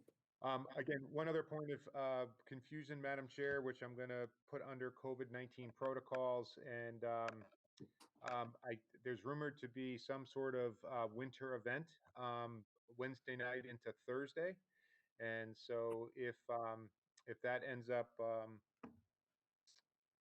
panning out, You mean if it snows, Eric? if it snows, Mrs. Monaco, the plan is right now just to have an actual snow day. So there's enough irregular about this year that we figured for our first snowstorm that people kids can experience a snow day. Again, I don't want 10 of them. I don't want 5 of them. But if we need one on Thursday, it's going to be a regular snow day. So no hybrid and no remote on Thursday. I'll make that clear on my message either on Wednesday night or Thursday morning when that decision is made. So I think those were the rumors that we were trying to dispel. Again, we may have more students learning remotely at the elementary level. And Patrick, I'll be more precise. I apologize. But the students who are learning remotely at the elementary level are not all positive cases. So I think people were elevating the number of cases that they were thinking the schools had. And again, we're going to stay in school through the 23rd. The 23rd will be a half day. That's Wednesday, and the principals will be communicating schedules. We're going to be returning to in-person on Monday, January 4th. That's the Monday after winter break. And if we need a snow day on Thursday, it's going to be just a regular traditional snow day. So hopefully that is, I'm dispelling some of what I've heard over the last week or so. So Eric, this is a topic on the people watching Facebook are questioning this. So for Thursday, it'll be a snow day, meaning no classes, no remote classes, correct? Correct. Yeah. And then someone asked if that will be the case going forward. And my guess is that remains to be seen, depending on how many days we have. What's the answer to that question? I think that is the answer. I don't know. I don't want to extend the school year any more than usual. I would say if it's a a multi a significant storm where people are losing power, things like that, I'll have to decide at the time. Okay. We're fully capable of doing remote learning. So I think it's more probable that we will have remote learning days in the future. Just for the first storm, I just wanted students to experience a snow day. So, and I think that's, so I don't think it's going to be something that we continue on utilizing. Okay, great. Thanks. Martha? I'd just like to add that this is a hypothetical discussion. We do not know if there's going to be a snow day this week. The weather changes a lot. So what Dr. Conti, if I'm correct in understanding you, you're describing what you will be deciding if there is something that, if there's a snow emergency that requires it, you might call a snow day and that's how it's going to go. But you have not called a snow day at this point. Is that accurate? That is 100% accurate. I'm just saying that that decision has yet to be made, and I will try to make that as early as I can. I think there's just been a lot of curiosity about what those days could possibly look like because of the year that we're in. And So, I'm thinking about it, and I like your thinking, but I just wanted everyone to know it was hypothetical. yes. Thank you. Okay, anything else? Any other questions for Dr. Conti? All right, the next item is Marshall Simon's update. Again, Madam Chair, again, I have a sort of a very brief update because the middle school has a lot going on. They've started live streaming on Monday, and again, people are getting used to introducing that. The classrooms have been equipped with an extra monitor, a camera, and I just want to make sure that I recognize the teachers. This is a significant ask. It's a significant change in practice and in skill, and people are learning that. Live streaming has certainly been utilized at the high school with older students. I think it's a different ask for middle school age students, but we are starting that journey. And again, it's not a light switch. People are going to be learning this as we move forward. Patrick, the new MacBooks, again, are being distributed as we go. So teachers are still receiving the equipment that is most appropriate to do this work with. So they don't have that yet. So again, we're going to be building this moving forward. But given some of the feedback, we didn't want to wait until January. So we are really trying to implement some of the scheduling changes early. But by doing so, without piloting it, we're going to make some mistakes, as all learners do. But we are trying to implement some of those changes. So I'm assuming students and families will be experiencing those changes, are experiencing those changes currently, and will continue to experience those changes moving forward. So um, again, just a lot of gratitude towards the middle school administration and staff for implementing changes very quickly. Any questions on that? Since I kind of made an issue of it at the last couple of meetings, I'd like to thank Carrie and you, Dr. Conti, and all the teachers for all the effort going into teaching the live streaming for the kids at home. Everyone I've heard from so far has been really pleased. I know there are glitches. I know it'll take a while, but the fact that the having so much more opportunity to learn is very meaningful to people and even to the kids. So thank you for all those efforts. And before I forget, this is going back a few items. I want to thank Susan Luminello and Ed Weiner again for their work with on all of the COVID issues. Ed's in contact all the time. Susan's doing a fabulous job. Um, I really appreciate the close contact with the Board of Health. And we can move on. Thank you, Ed. Again, Madam Chair, just before we move on to school building facilities, Patrick, do you want to plug the parent survey one more time and tell parents where they can find it? They can find it in their email box that I sent out on Friday. I'm going to repost it on the website again. And we would prefer if everybody filled it out, but if you don't fill it out, we're going to assume that you're staying in the mode that you're in. We have about, I think, 850 responses, which is, what, a quarter of the district. So it'd be great if people could take some time, but if not, again, we're just going to obviously assume that people want to stay in the mode that they're in. And right now there's very few, very small percentage of people looking to change the modes that they're in, which is, I think, a comment on the work that teachers have been doing. So again, thank you, Patrick. Again, Madam Chair, if you want a school building facilities update, Bob can jump in. Is that okay for us to move along? Yeah, that's great. Go ahead, Bob. Thank you. I think first and foremost, let's talk about HVAC systems.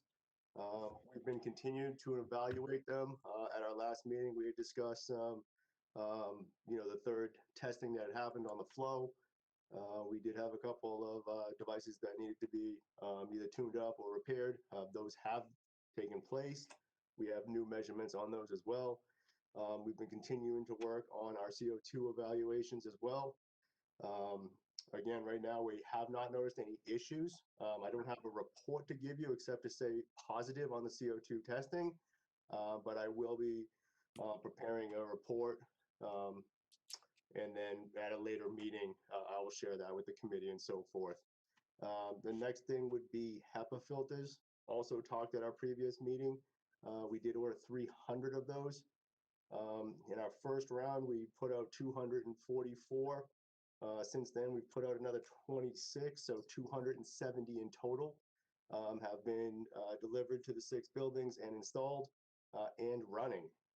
Now, again, these HEPA filters are not only filtering air, but providing 200 CFM of additional clean air in the rooms.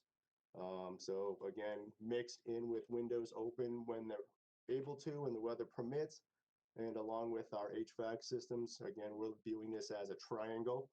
So again, if we can have all 3, great. If we can have 2, great. But we're also looking at other measures to make sure that we can have safer and sustainable air in the classrooms, for the staff and the students as well. Gym floor is back on track. At our last meeting, we had discussed a small little hang up with insurance. Insurance has been very responsive to us, has approved and got us back to where we need to be. The floor companies and the bleacher companies jumped right back into the schedule. We didn't make the deadline of December 15th, which is tonight, but I think over the next couple of days or a week or so, we should be close. All the floors installed, bleachers have been adjusted. Right now, they're just doing some sanding, and they're going to have to do the graphics and then the final coats. So speaking with the athletic director, we're looking to be practicing the first week of January in the wooden gym. And I said at the last meeting, I thought we were on track. I hope we're on track for January this time, but I think we're getting close. So I think at the next meeting, I'll update that, but hopefully we'll be shooting baskets and playing volleyball in there prior to our next meeting. More for Martha, but again, everybody in the committee, I know this has been something that I've pushed off a little bit. Meeting with our on-call architect and our engineer. I had 2 walkthrough meetings in the past 3 weeks with them. We met with the maintenance department. We met with our boiler technician, Rob Butcher, and again, they're finalizing their proposal and their project with us. So again, just collecting more information. So again, I think we're getting closer to having some paperwork and a presentation, for the committee. Did not want you to think that I have put it on the back burner. It's a big project, as you all know, so it's taken a couple times just to get the information on that. So the last thing, not the last thing, there's a million things happening, but we are watching the storm. Our maintenance crews and custodians have gotten snow blowers ready, shovels ready. Ice has been delivered. Ice melt has been delivered, I'm sorry, and ice melt spreaders. So, I think I'd like to see my kids playing in the deep snow, but from a work perspective, I'd like to see just minimal snow, just to make sure that the walkways and driveways and so forth are cleared up pretty well. So we'll be in communication with the DPW and the rec department, and we'll just keep our fingers crossed for a couple of inches of light snow, maybe. Again, Bob, thanks. Madam Chair, just before you get to questions, this is the week we normally hear from MSBA on core projects as well. And we have the Fox Hill School out as a core project request. And the MSBA has pushed those requests into sometime in the spring. So I don't have, we don't have an update on the status of that project. So I think we shared that email with the committee prior to the meeting. Eric, what does that mean for the Fox Hill School? Like, explain where we're at. I found it confusing. Normally, of the sort of the 7-year process, normally sort of entering into that process is announced this time of year if the MSBA would consider the project that we proposed as being one of the projects they would consider funding moving forward. And then there's a whole bunch of steps that we have to go through to continue that process. This is the time of year during the last 8 years when the high school has been rejected, actually, or said they're not considering it. And we've always reported at this meeting that we're not moving forward. So all I'm saying is the MSBA has delayed that decision. We hope Fox Hill will still be considered when they're considering projects. MSBA depends on a penny of the sales tax. So if how many projects the state supports depends on a lot on revenue. So it's probably going to be a different looking year, but I think they're focusing on a lot of repairs, because I think one of the things that was highlighted with the whole pandemic was air quality, as Bob just discussed. And I think a lot of schools, a lot of districts need some help with air quality in terms of getting systems replaced. And so again, I think the MSBA has just pushed off new school projects or making those decisions until the spring. All right, so we weren't rejected and we weren't accepted. It's been postponed. Yes, ma'am. All right, thank you. Any other questions? Okay, moving on. Communication, monthly financial update. Again, thank you, Madam Chair. Nicole's on the call. I think you have the financial report, the monthly financial in your packet. So I'll turn it over to Nicole. Thanks. Can everyone hear me? Yes. Okay. For the sake of time, I just like to highlight a few things instead of going page by page. The first thing being the school lunch account that I'm sure is jumping out at everyone. This is showing a significant deficit in the account. As mentioned at the last meeting, the reimbursements from the state are currently delayed a little bit just due to program changes associated with COVID-19. So at least for October, we're anticipating another 78,000. I don't have the numbers for November yet. And in addition, as of last Thursday, the state informed us that there has been an additional 5 million identified in relief specific to school lunch to be distributed to municipalities. We don't know the amount specific to Burlington yet, but this information should be out in the coming weeks. And in addition, we also have some COVID relief funds identified for a remaining deficit balance in this account. So while the deficit looks rather large here, I'm not very concerned about us being able to fund that with these available sources. As far as the balances and operating and accommodated, there's really been minor immaterial changes in the balances of those two accounts. And I can entertain questions if anyone has them. Questions? Anyone have questions? Ways and Means must have questions. Roger, you have something? Nothing really significant. You're right. It looks like some of the changes are fairly minor, except for the school lunch program. I guess I am kind of curious. You mentioned COVID funds. Curious how much of things that we've applied for we haven't committed to a project yet. I'm sorry. I'm not trying to understand your question. So obviously there are COVID funds that have been allocated by the state, and Burlington's requested some. And you mentioned having some that you had not committed, that were uncommitted to some other project. Is there some idea of what the balance is there? So on the school side, we've received about 900,000 in COVID relief funds. Pretty much all have been spoken for.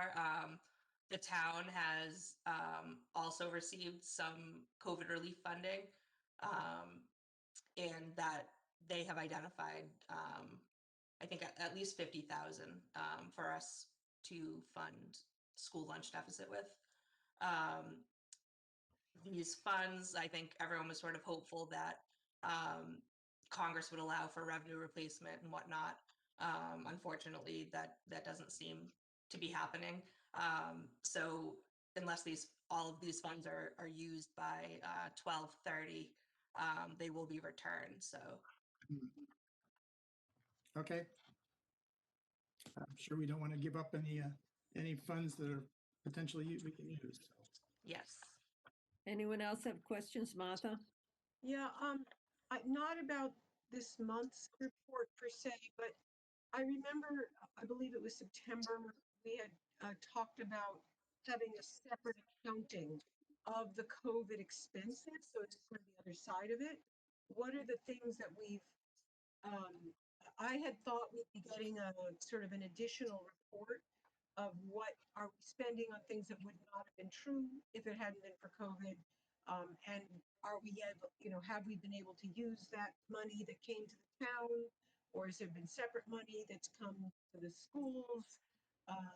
And I understand that some of our specific expenses are things like the additional teachers that we hired so we could do the remote academy, so that we could have classrooms with students spaced out enough.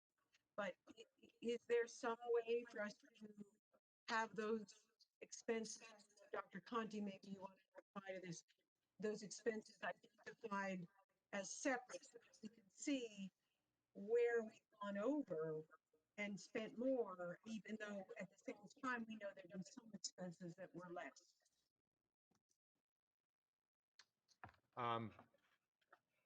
Ms. Simon, you broke up a little bit, but if I could just repeat for a second, you're wondering if we can provide a report that we discussed in September that identifies any COVID-related expenses that wouldn't be part of our regular operating budget. Is that, so that's a nod, so that's a thumbs up.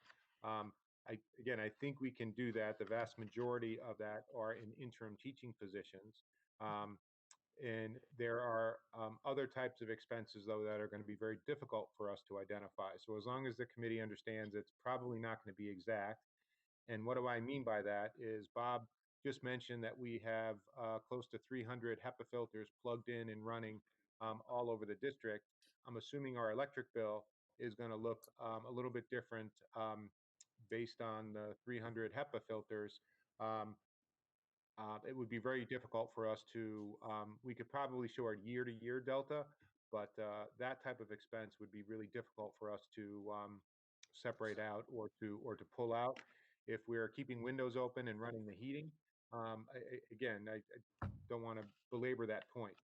If we've had to hire an interim teacher to cover a remote academy class, that's a very easy expense for us to identify. If we have PPE that we purchase that we wouldn't normally purchase, again, those are very identifiable expenses. So I think we can probably provide the identifiable expenses. As Nicole said, we received, I think there are 2 different acronyms that go with the money we received. That was around what was it, $700,000-800,000, I think, that went to the district. We can probably show like a grant where those monies were expended. But there's going to be a lot of other incidentals that I think would be very difficult for us to show. I guess through the chair, I think it would be a useful thing to do. I know everybody's busy. If it wouldn't take a huge amount of time to have some kind of a report like that would acknowledge that we're not measuring how much extra electricity we're using because the HEPA filters are in.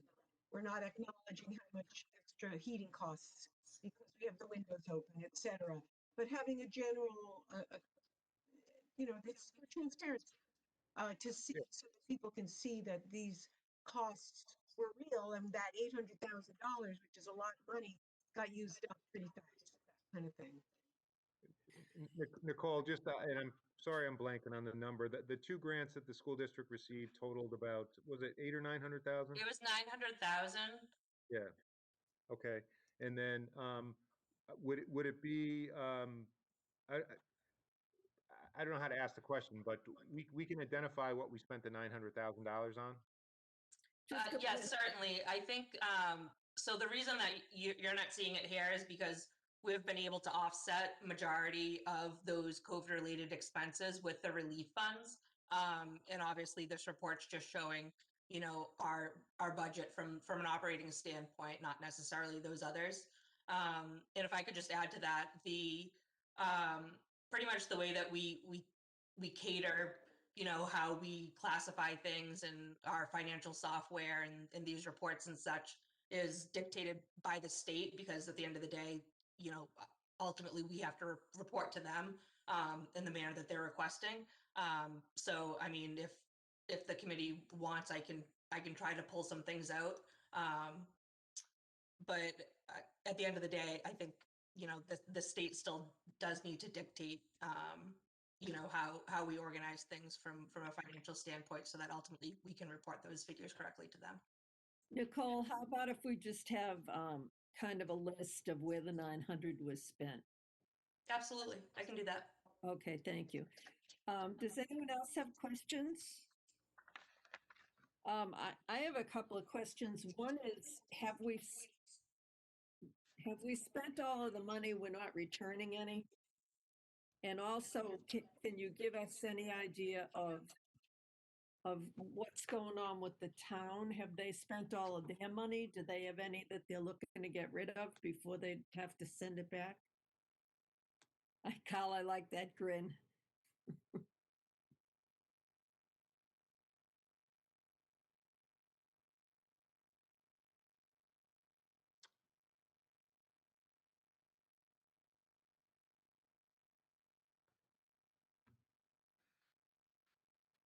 Is someone muted?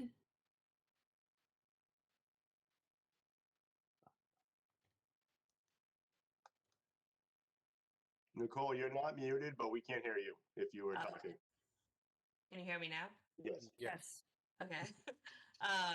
So in terms of our COVID related expenses and the funds that we received for relief, we will likely not be returning any.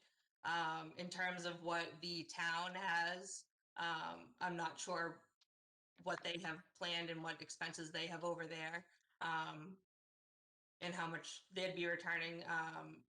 if any. But, if we do have additional expenses and as we approach that 12/30 deadline for the funds to be returned, I would absolutely, reach out to John Denizio to, say, hey, instead of returning those funds, can you help offset this? And I think that they've been very accommodating to that so far. They certainly have. Okay, thank you, Nicole, for that. Any other questions? Martha, go ahead. If no one has questions about the financial reports, I actually realized I had two very quick questions for Bob about the facilities issues, if I could ask him those. Last time you said you were getting close to finishing the network upgrades throughout the system. Is that something that's been finished? How's that going? It is, and I'm not sure if we want to talk about that in the technology update, but I can now if you would like to. Okay, no, that's fine if you were going to do it then, not a problem. And I also was wondering, in terms of looking forward to have it looking ahead and trying to think of ways to have the students in the buildings more, having more instructional time.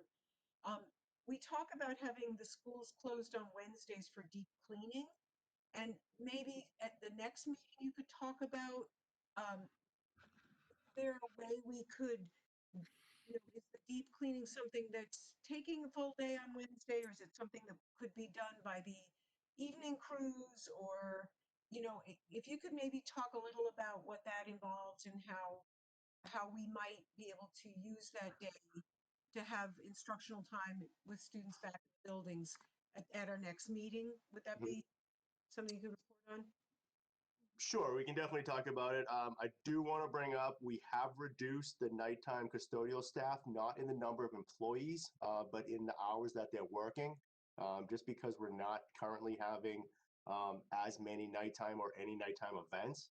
So instead of our typical 11:30 closing time of all buildings, we're seeing a lot of our buildings closing at 7 o'clock. And what that allows us to do is have some overlap in the daytime for cleaning. So again, it is something we could discuss as far as scheduling and so forth. And that Wednesday in discussion really pertains to the high school and the middle school, not the elementary schools. So they have students on Wednesdays. Oh, okay.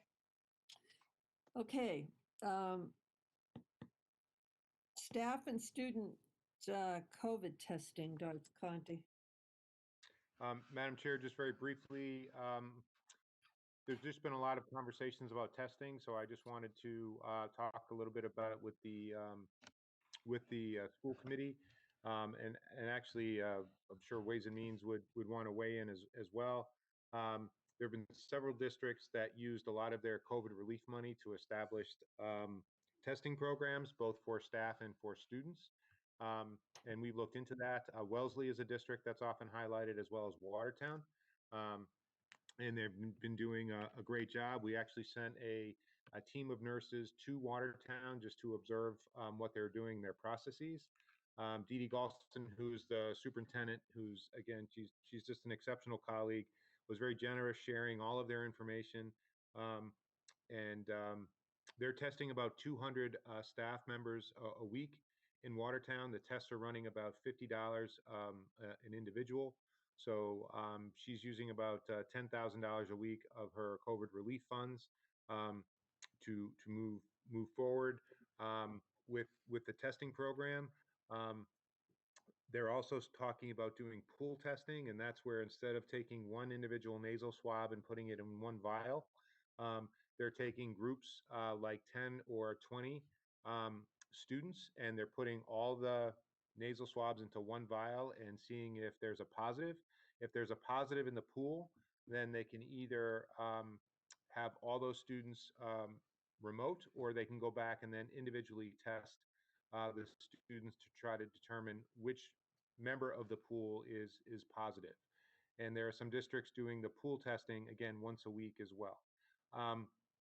So I know the committee's hearing about it. I know you might be getting some questions. Why aren't we testing? I'm just not sold on the cost benefit yet. I think there are colleges that are testing students that are testing the students twice a week. And I think just the level of frequency that we would need to test, no one's no one's been able to give me that sort of the figure in terms of how saturated the testing would need to be in order for us to either prevent um, um, cases from coming into the school or for us to declaring the school is safe. So the state is starting to pilot some student testing, some pool testing in different districts. I'm interested to see how that testing comes out. There may be additional COVID money coming in January and some additional testing programs. But again, I just wanted to inform the committee that I'm paying attention to the testing that's going on in other districts. I'm sort of looking at it. We've sent teams to it. We've had presentations from some companies that are doing the testing. I'm just not convinced that that doing it halfway makes any sense. And for us, we certainly don't have the resources now to test.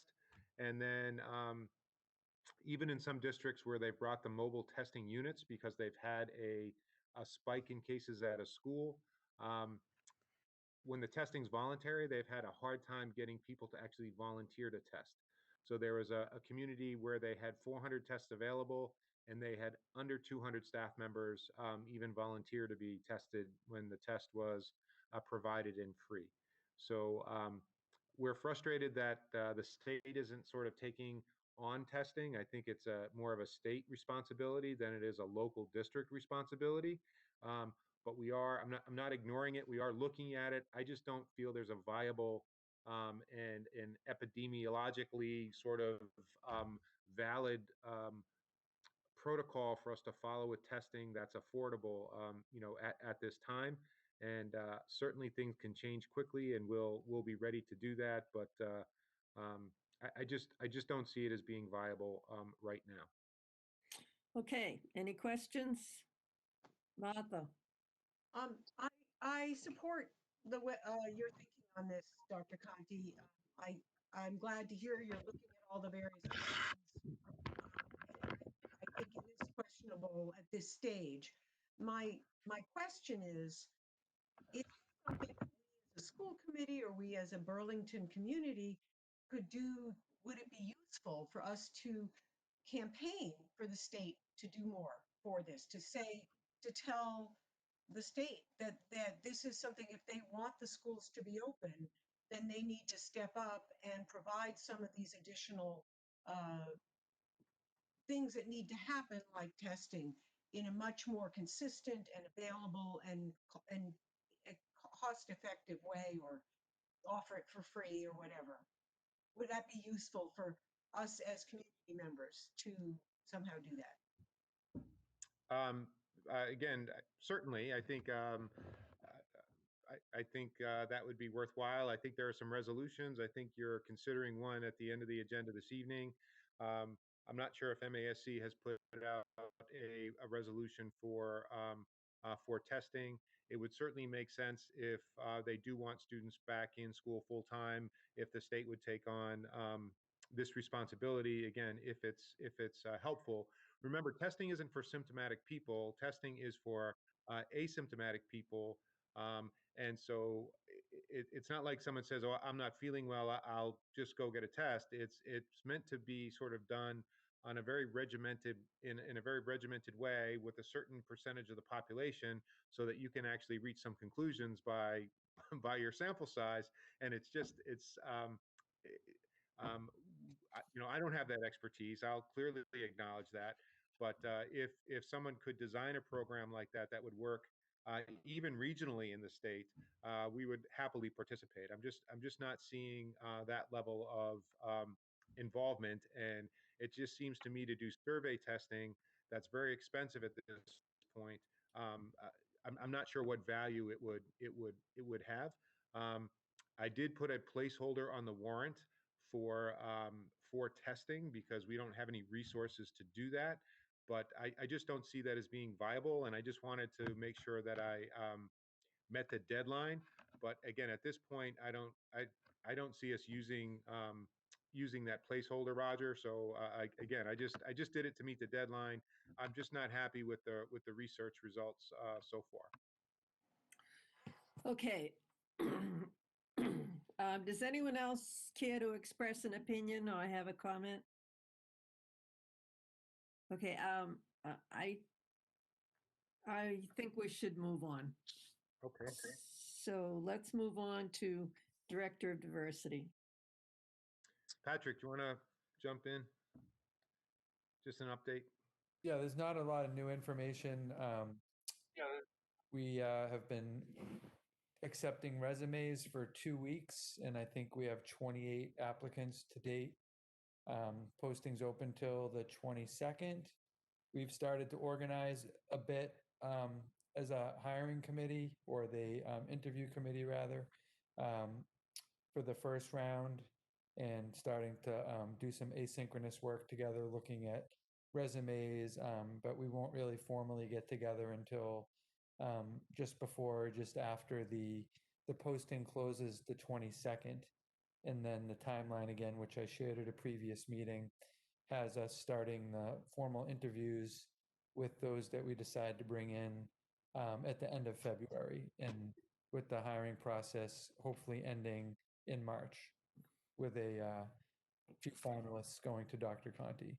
But I'm happy to answer specific questions if anybody has any. Sounds like a good plan. Anyone have questions? Okay, thanks, Patrick. We'll move on. Technology update, Bobby. Thanks. So I think two of the questions already came up. Dr. Conti and Mr. Larkin already mentioned that we had 320 of the MacBooks show up. We did have a small little snag in the IT department, and they're working remotely past couple of days. But that being said, they're all safe. We've been starting to distribute some of those MacBooks. So obviously the distribution and the configuration is going a little bit slower than planned, but some are definitely getting into the hands of our staff, and we're starting to pick the pace up with that. The network, the full back end of the network has been upgraded at all the school buildings. The wireless access points have been swapped 1-for-1 at all of the schools.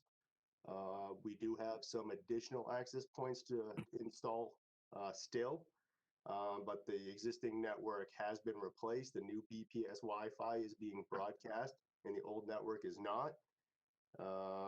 Most people, I believe, are able to get on the new network now. The first couple of days was tough because we were broadcasting 2 networks, trying to remember old passwords, things like that.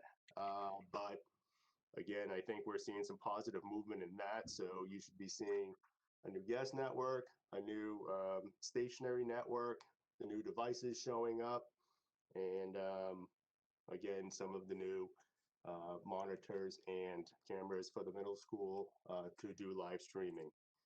So as far as the tech update, a lot going on, but I think we're heading in the right direction. And over the next couple of days, I think we'll distribute some more MacBooks, and that'll see a big improvement for the teachers. That's great. Any questions? Again, Mrs. Monaco, I just want to again thank the town for using some of their CARES money, which is their COVID relief money, to support replacing our faculty computers to better allow all teachers to help address the needs of students during the pandemic. So we could not have done it without the town sharing their COVID relief funds. So again, just gratitude. So thank the town very much. Eric, I would like to echo that. I'd like to thank the town accountant, the town administrator, the board of selectmen. Thank you. We needed the money, we needed the computers, and it was another example of the town working together for the best interests of everyone, and I really appreciate it. The next item is this resolution that's been put on, I guess, by Mr. Foss. Again, Madam Chair, with your permission, or Mr. Foss, with your permission, I'll just read the resolution, and then the committee can discuss. And Mr. Foss, unless you wanted to read the resolution, it's completely up to you. Go right ahead, Dr. Conti. Thank you. Okay. So again, Mr. Foss requested the school committee discuss and consider supporting Resolution 1. That's MCAS and high stakes testing. This resolution was approved by the MASC, the Massachusetts Association of School Committees Board of Directors. So Resolution 1 reads, whereas the MASC membership and MASC Board of Directors have previously and repeatedly taken the position of opposing high stakes testing, including the MCAS, and whereas the COVID-19 remote learning model has negatively and disproportionately affected students with learning disabilities, students of lower socioeconomic status, ELL students, and students who identify as minorities, and whereas the social and emotional trauma, both individually and collectively, has yet to be truly realized in the students who have experienced the shutdown of their local school buildings and separations from their peers and supportive adults, and whereas the students of the Commonwealth have already missed valuable face-to-face instructional opportunities with their teachers and would benefit from focusing on those important instructional opportunities and social emotional supports. Therefore, be it resolved that MASC rejects the calls for the students of 2022 who missed their 10th grade MCAS testing to be required to make it up during the 2020-2021 school year or ever. We demand those students be held harmless for not taking the MCAS and that their graduation requirements shall be determined by locally controlled voices of the school committee and school administration within the remaining graduation requirements of the Commonwealth of Massachusetts. Additionally, we reiterate our call for a moratorium on all high-stakes testing for the 2020-2021 school year so all students can benefit from their time being focused on direct instruction, and we urge the legislature to enact a moratorium on high-stakes testing for 3 years. All right. Wow. Does anyone want to comment on that? Tom, is that a hand?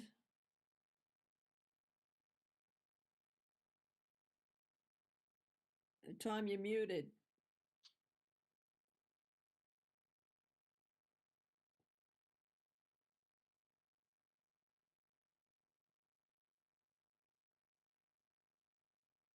Is that just sketch is giving him trouble? I think you permanently muted me. Nice Bobby did try. it. Nice try. What's the administration's position on this first reading? On the resolution, again, Mr. Murphy, I support the resolution in that, again, I'm certainly not anti-testing. I think we have very good measures of student progress within the district. I just think there are lots of logistical issues with MCAS, especially this year. I do believe the seniors should be held harmless, especially, again, most sophomores have finished their state testing across the state, but we do have students who require additional years to try to pass the MCAS in order to earn a high school diploma. And it's no fault of the students that their education has been disrupted by a pandemic.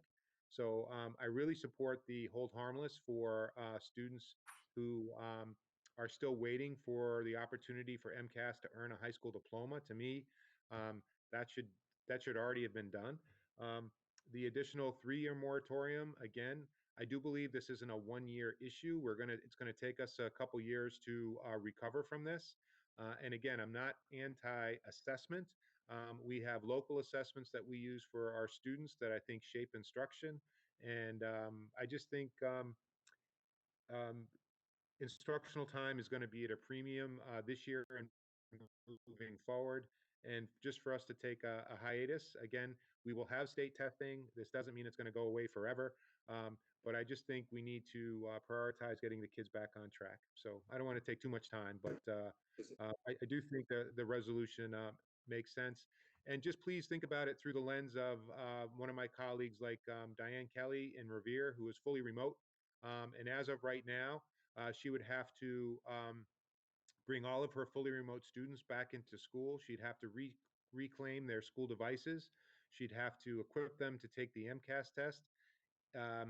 It might take her a month just to get through the logistics of administering the MCAS test. The sort of disparate impact of MCAS testing on some communities in Massachusetts would be really, again, would be devastating. So again, I just think until the state figures this out, they shouldn't put the weight of this on students. Is this lobbying for a decision that has not been made yet, or is this lobbying to overturn a decision that's already been made? Decision has not been made, and what's interesting is I don't even think the state legislature can make it. So again, I think this is just stating a local value. I do believe that the federal government controls some money, and they require the testing. I think if we get relief from the federal government, like we did last spring, then the state legislature can act. So again, I think there are several steps that need to happen, but this decision has not been made yet. The MCAS testing for juniors that was slated to be held in January, those have been postponed. So again, the state has pushed testing, but not eliminated testing. And just my only other comment, and as someone who just loves acronyms, I find it interesting that MASC does not like MCAS. It gets confusing. But I would support the resolution. And Mr. Murphy, just to give you some, in Virginia, the state testing they were called SOLs. So students often found themselves SOL after their SOL. So I just the acronyms can be interesting. They can be. No, I would support the resolution. Other questions? Martha? Yeah, I mean, for all the reasons that Dr. Conti just enumerated, I feel like this is a really valuable thing for us to support.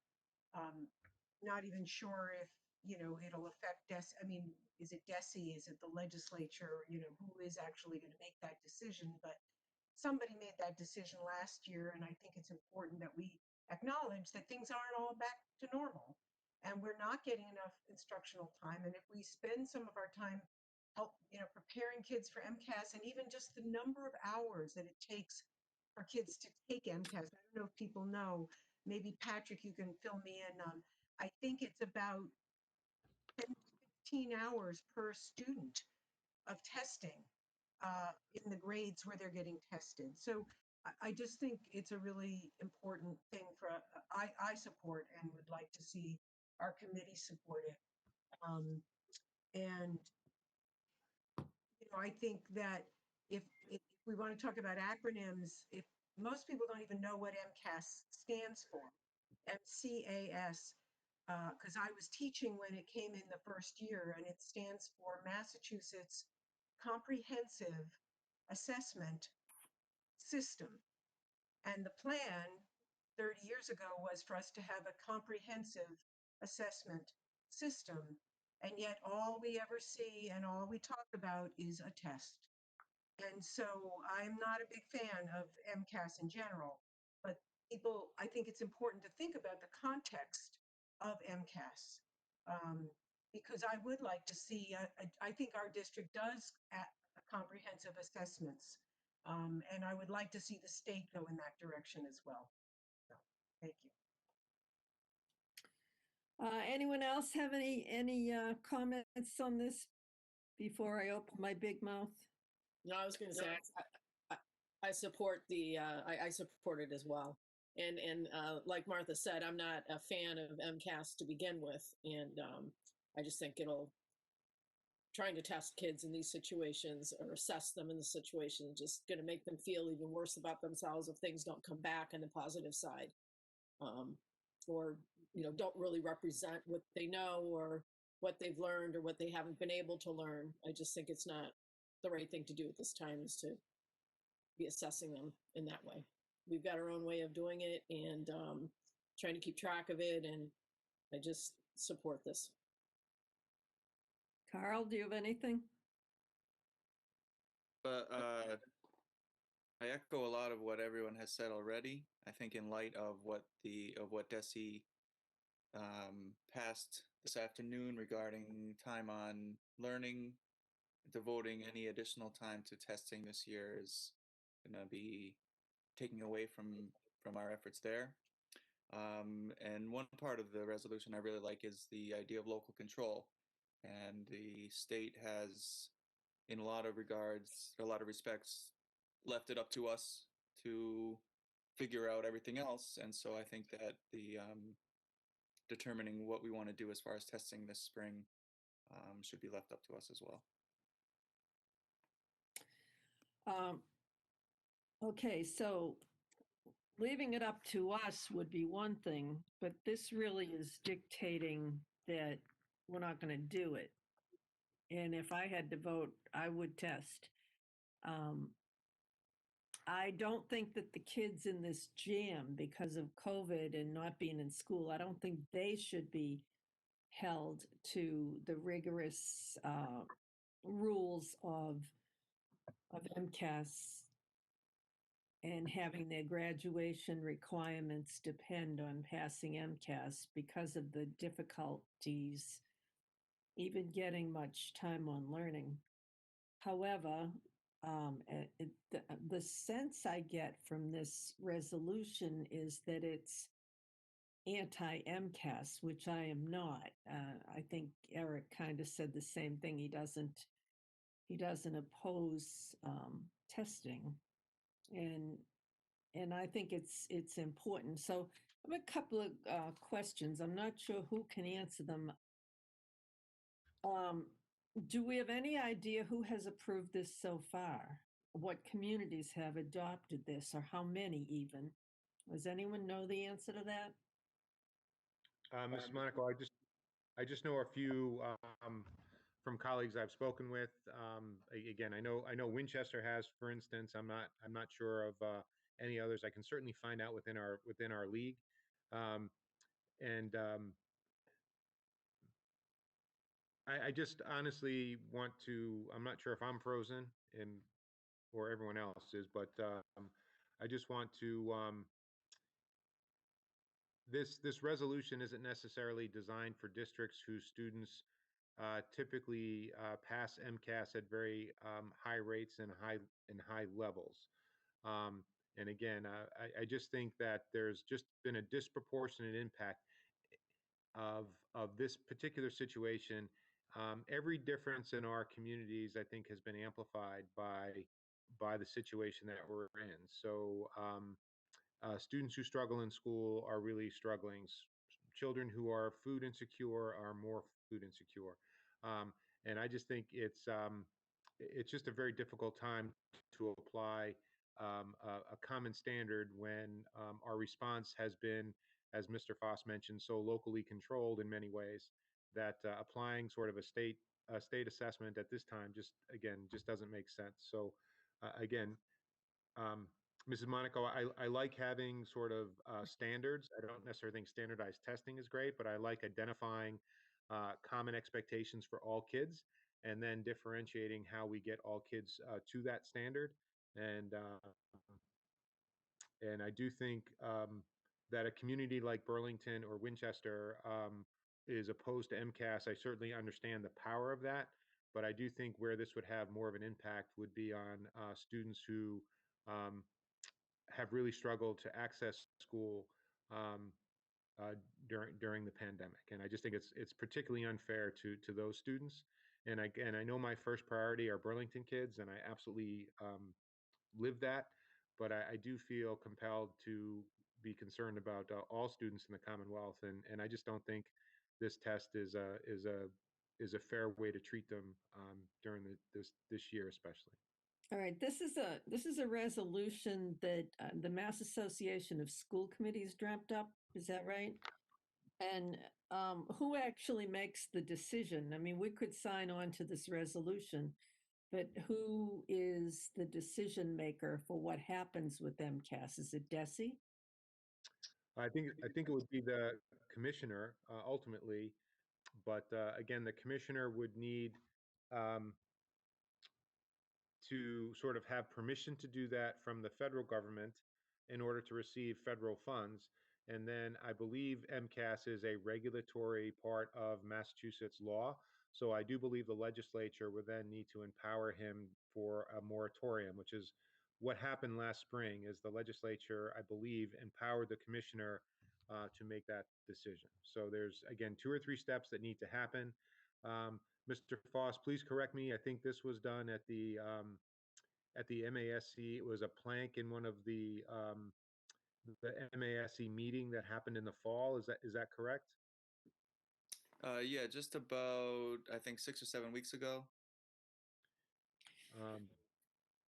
I'm losing all track of time, but so this was something that the, again, MASC board was a resolution that they wanted locals to consider. So again, I think you would just be adding your voice to the state school committee association.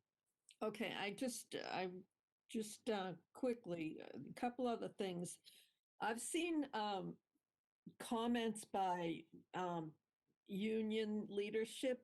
Carl, you might know the answer to this. Do the teachers unions in the various communities or in the state, do they have a stake in this? Are they behind it or pushing it or anything?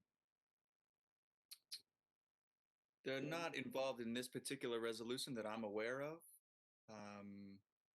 but the unions in general are asking for a moratorium for at least this year, if not longer.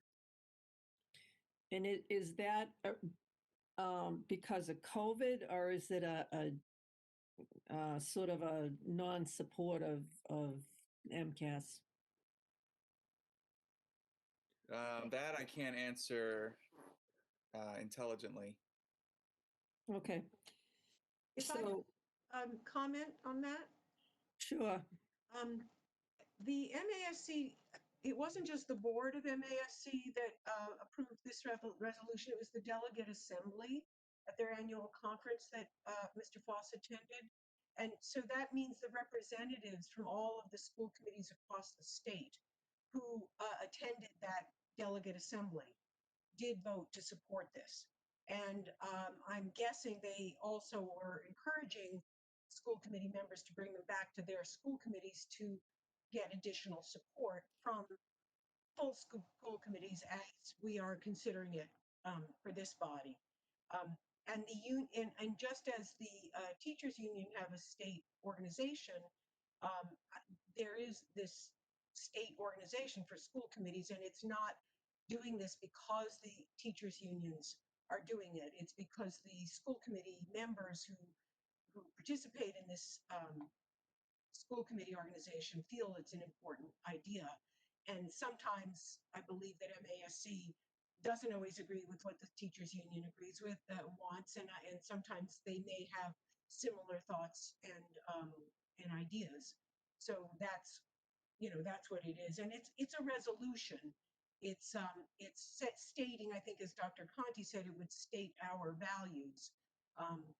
And my last comment is that somebody mentioned just earlier about, using standardized testing. And I feel like, what would MCAS show us this year and next year? It would show us that some kids fell through the cracks, or some kids did really well because they never did well in school and now they're doing well with remote. And it would show us that certain districts that had enough, computers for all their students to use at home could do live streaming and cameras for their teachers. And I feel like it would not indicate very much, it's of what is it measuring and what's it supposed to be measuring.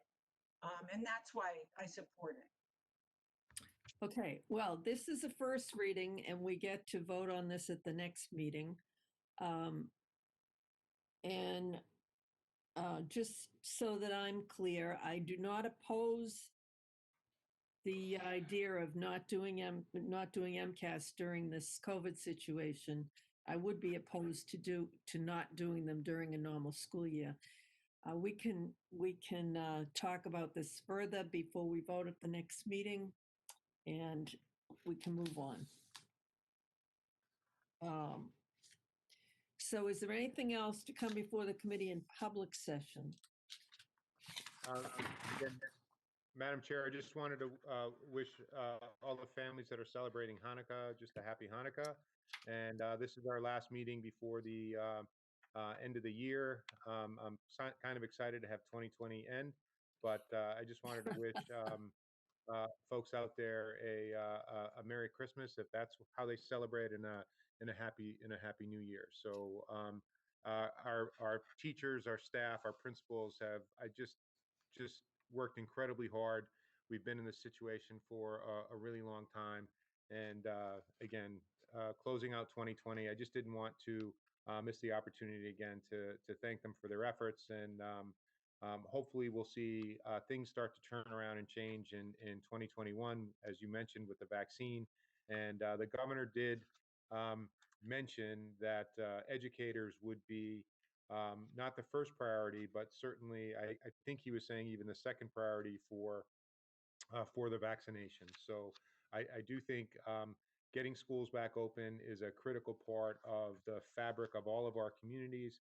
And again, I'm hoping that having educators prioritize for the vaccine, certainly after first responders, healthcare workers, and folks who are at high risk, again, would make sense. And I hope that's followed through with. So again, happy Hanukkah and Merry Christmas and Happy New Year. Okay, and to echo Eric, whatever you celebrate, I hope it's a good one. We do have a need for executive session.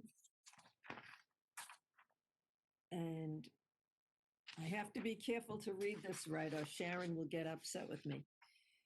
The committee has a need for executive session, General Law, Chapter 30A, Section 21A, subsection 3, to discuss strategy with respect to litigation if an open meeting may have a detrimental effect on the bargaining position of the public body and the chair so declares that it does.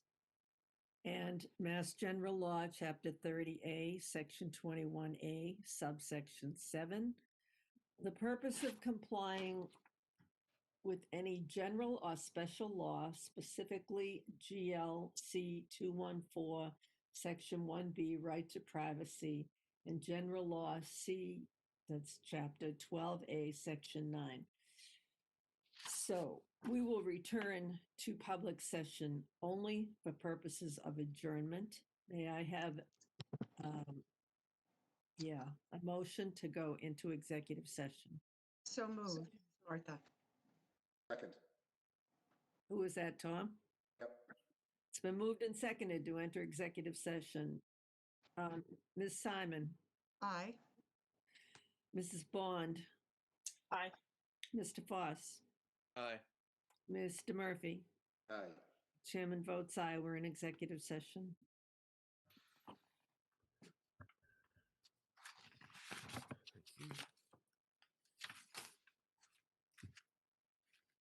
Is We have this to a split- separate login? I think so.